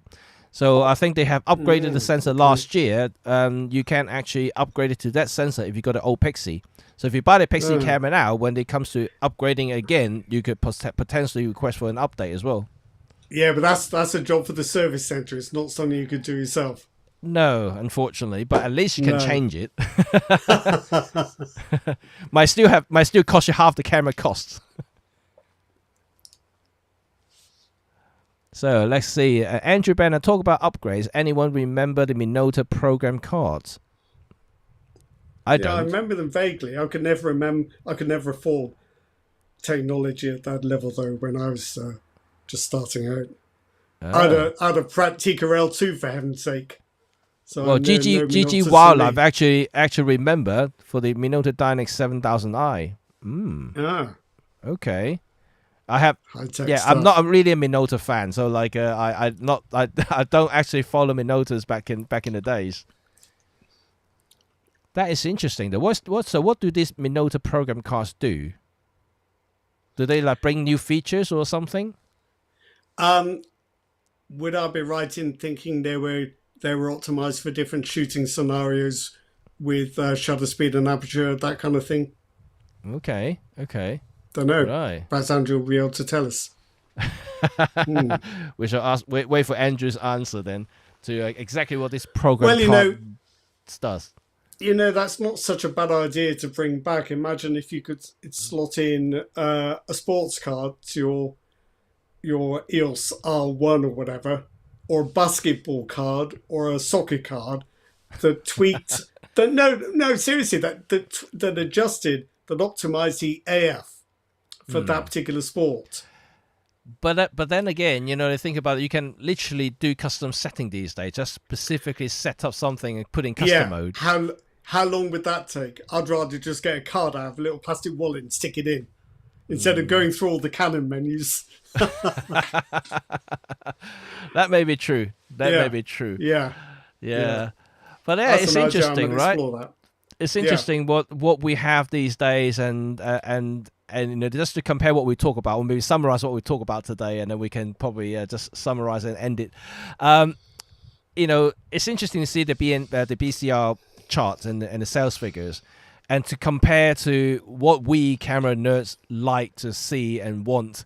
I mean, it's a very different contrast, and if we are the one who rank the systems, or how we rank the based on camera features and camera advancement and whatever image quality, it would be a very different charts altogether. But now in reality, you look at the sales charts and what sells the most. It's very different to what we will like to see, or what we were hoping to see. Yeah.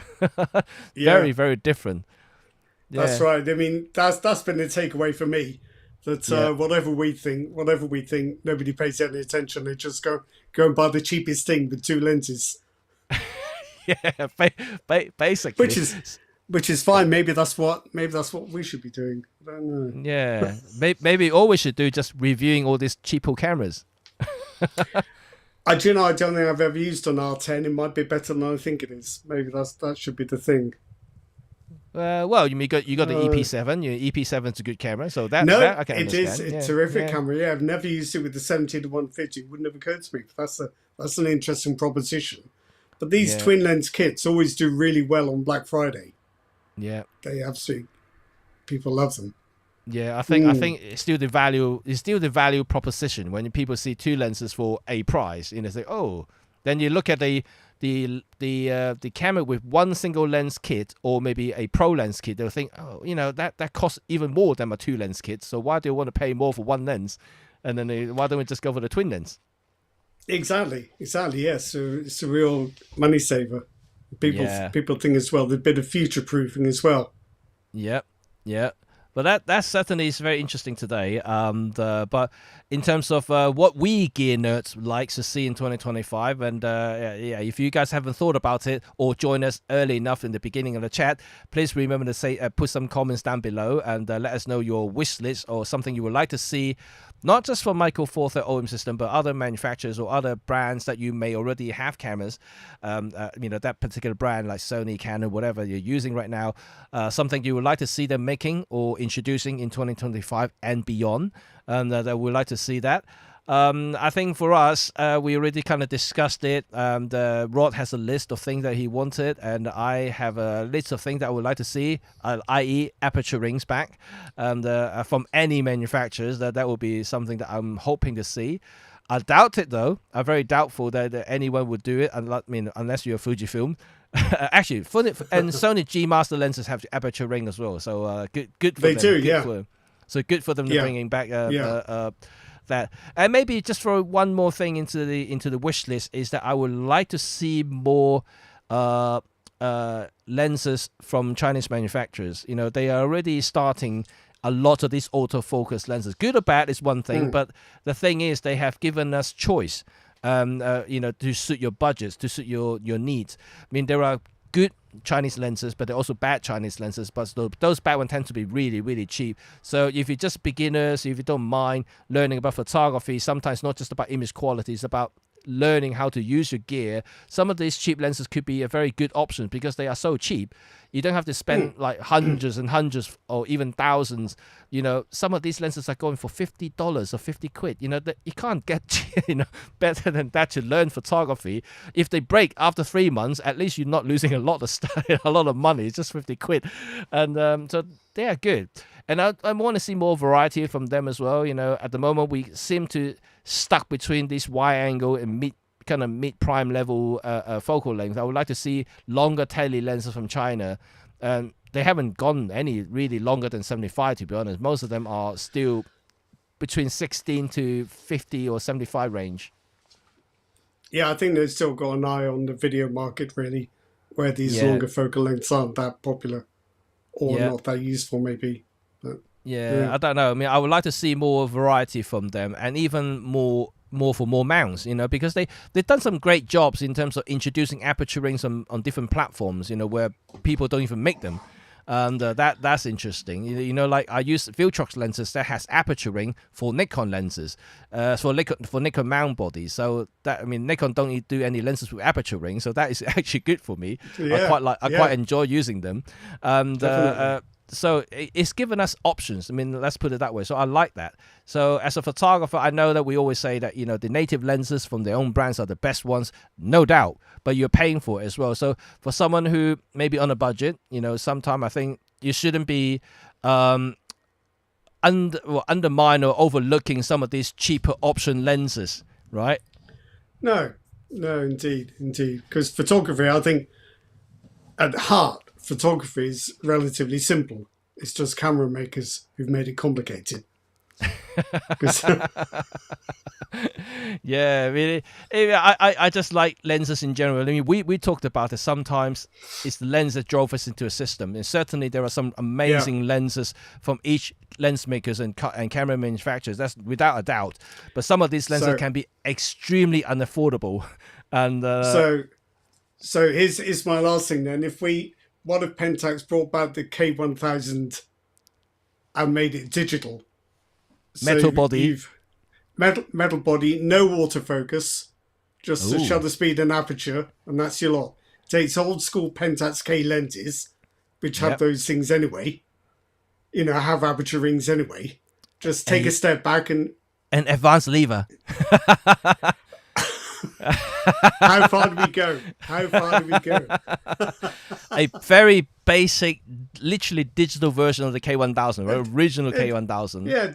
DSLR that takes old school Pentax SMC K-mount lenses. Oh, you know what? If they bring that one out, that could sell like hotcakes. I'm telling you. Maybe then Pentax would get above Canon in the DSLR list. Right.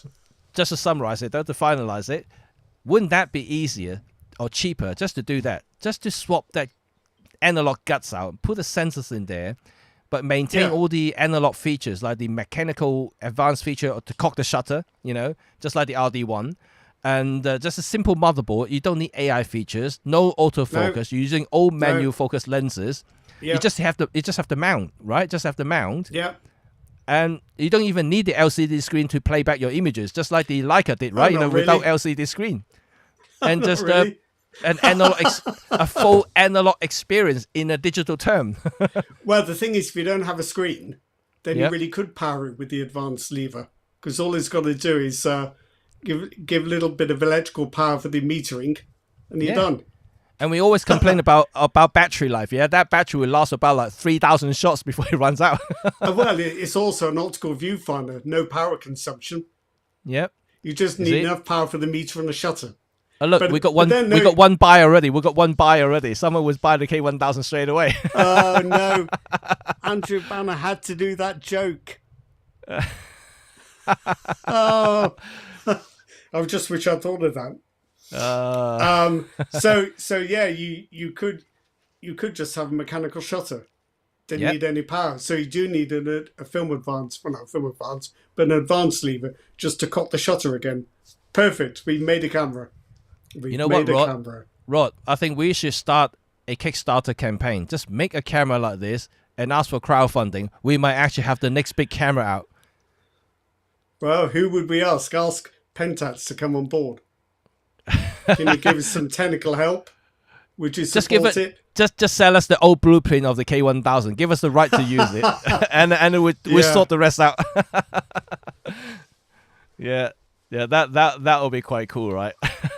Yeah. Well, Andrew Banner just said sorry to you. Yeah, shocking pun. I'm going to use it, of course. Yeah, I'm going to use it. Pretend it's mine. Right. Okay, well, I guess that will summarize today's chat, and it's been fun talking about this. And don't forget that after this chat today, there will be no more this Wednesday, and probably no more for the next 2 weeks because I will be in Japan for obvious reasons. So I will be back with some exciting news and some exciting pictures and videos, and hopefully that we're going to resume our Red Hot talk in, I will believe, second, maybe third week of February. And hopefully by then we have something new to talk about as well. Maybe some new camera stuff. Maybe some new lenses stuff we can talk about. Maybe some other things. You never know. Come you on, never Jimmy, know. stop doing this. You know. So I'm pretty sure it's going to be exciting. But in the meantime, in between our break, and I wish everybody a happy Chinese New Year because it's coming this week. this Wednesday is Chinese New Year. It's the year of snake. So I'm going to wish everybody a happy Chinese New Year, and wish you the best of luck for the new year.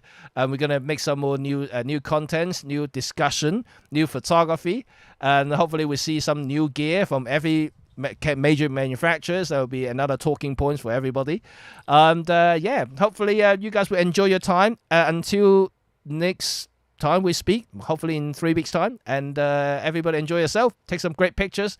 And if you got any comments, any discussion you would like to talk about in our next chat, please remember to leave some comment down below. Talk to us, and we are always here listening. So until next time, I will see you all very soon. And thanks, Rod, once again to coming in, talk about your experience about everything as usual. And remember to continue to buy new gear, Rod, so we can talk about stuff. I'll try. I'll try. Look on MPB. I'll try. I hope next time you don't show us the K1000. That's it. I'll do it without you. You'll see. Oh yeah, you do that. Right, okay, guys, and thank you very much, and we will see you all next time. Until next time. Cheers, bye.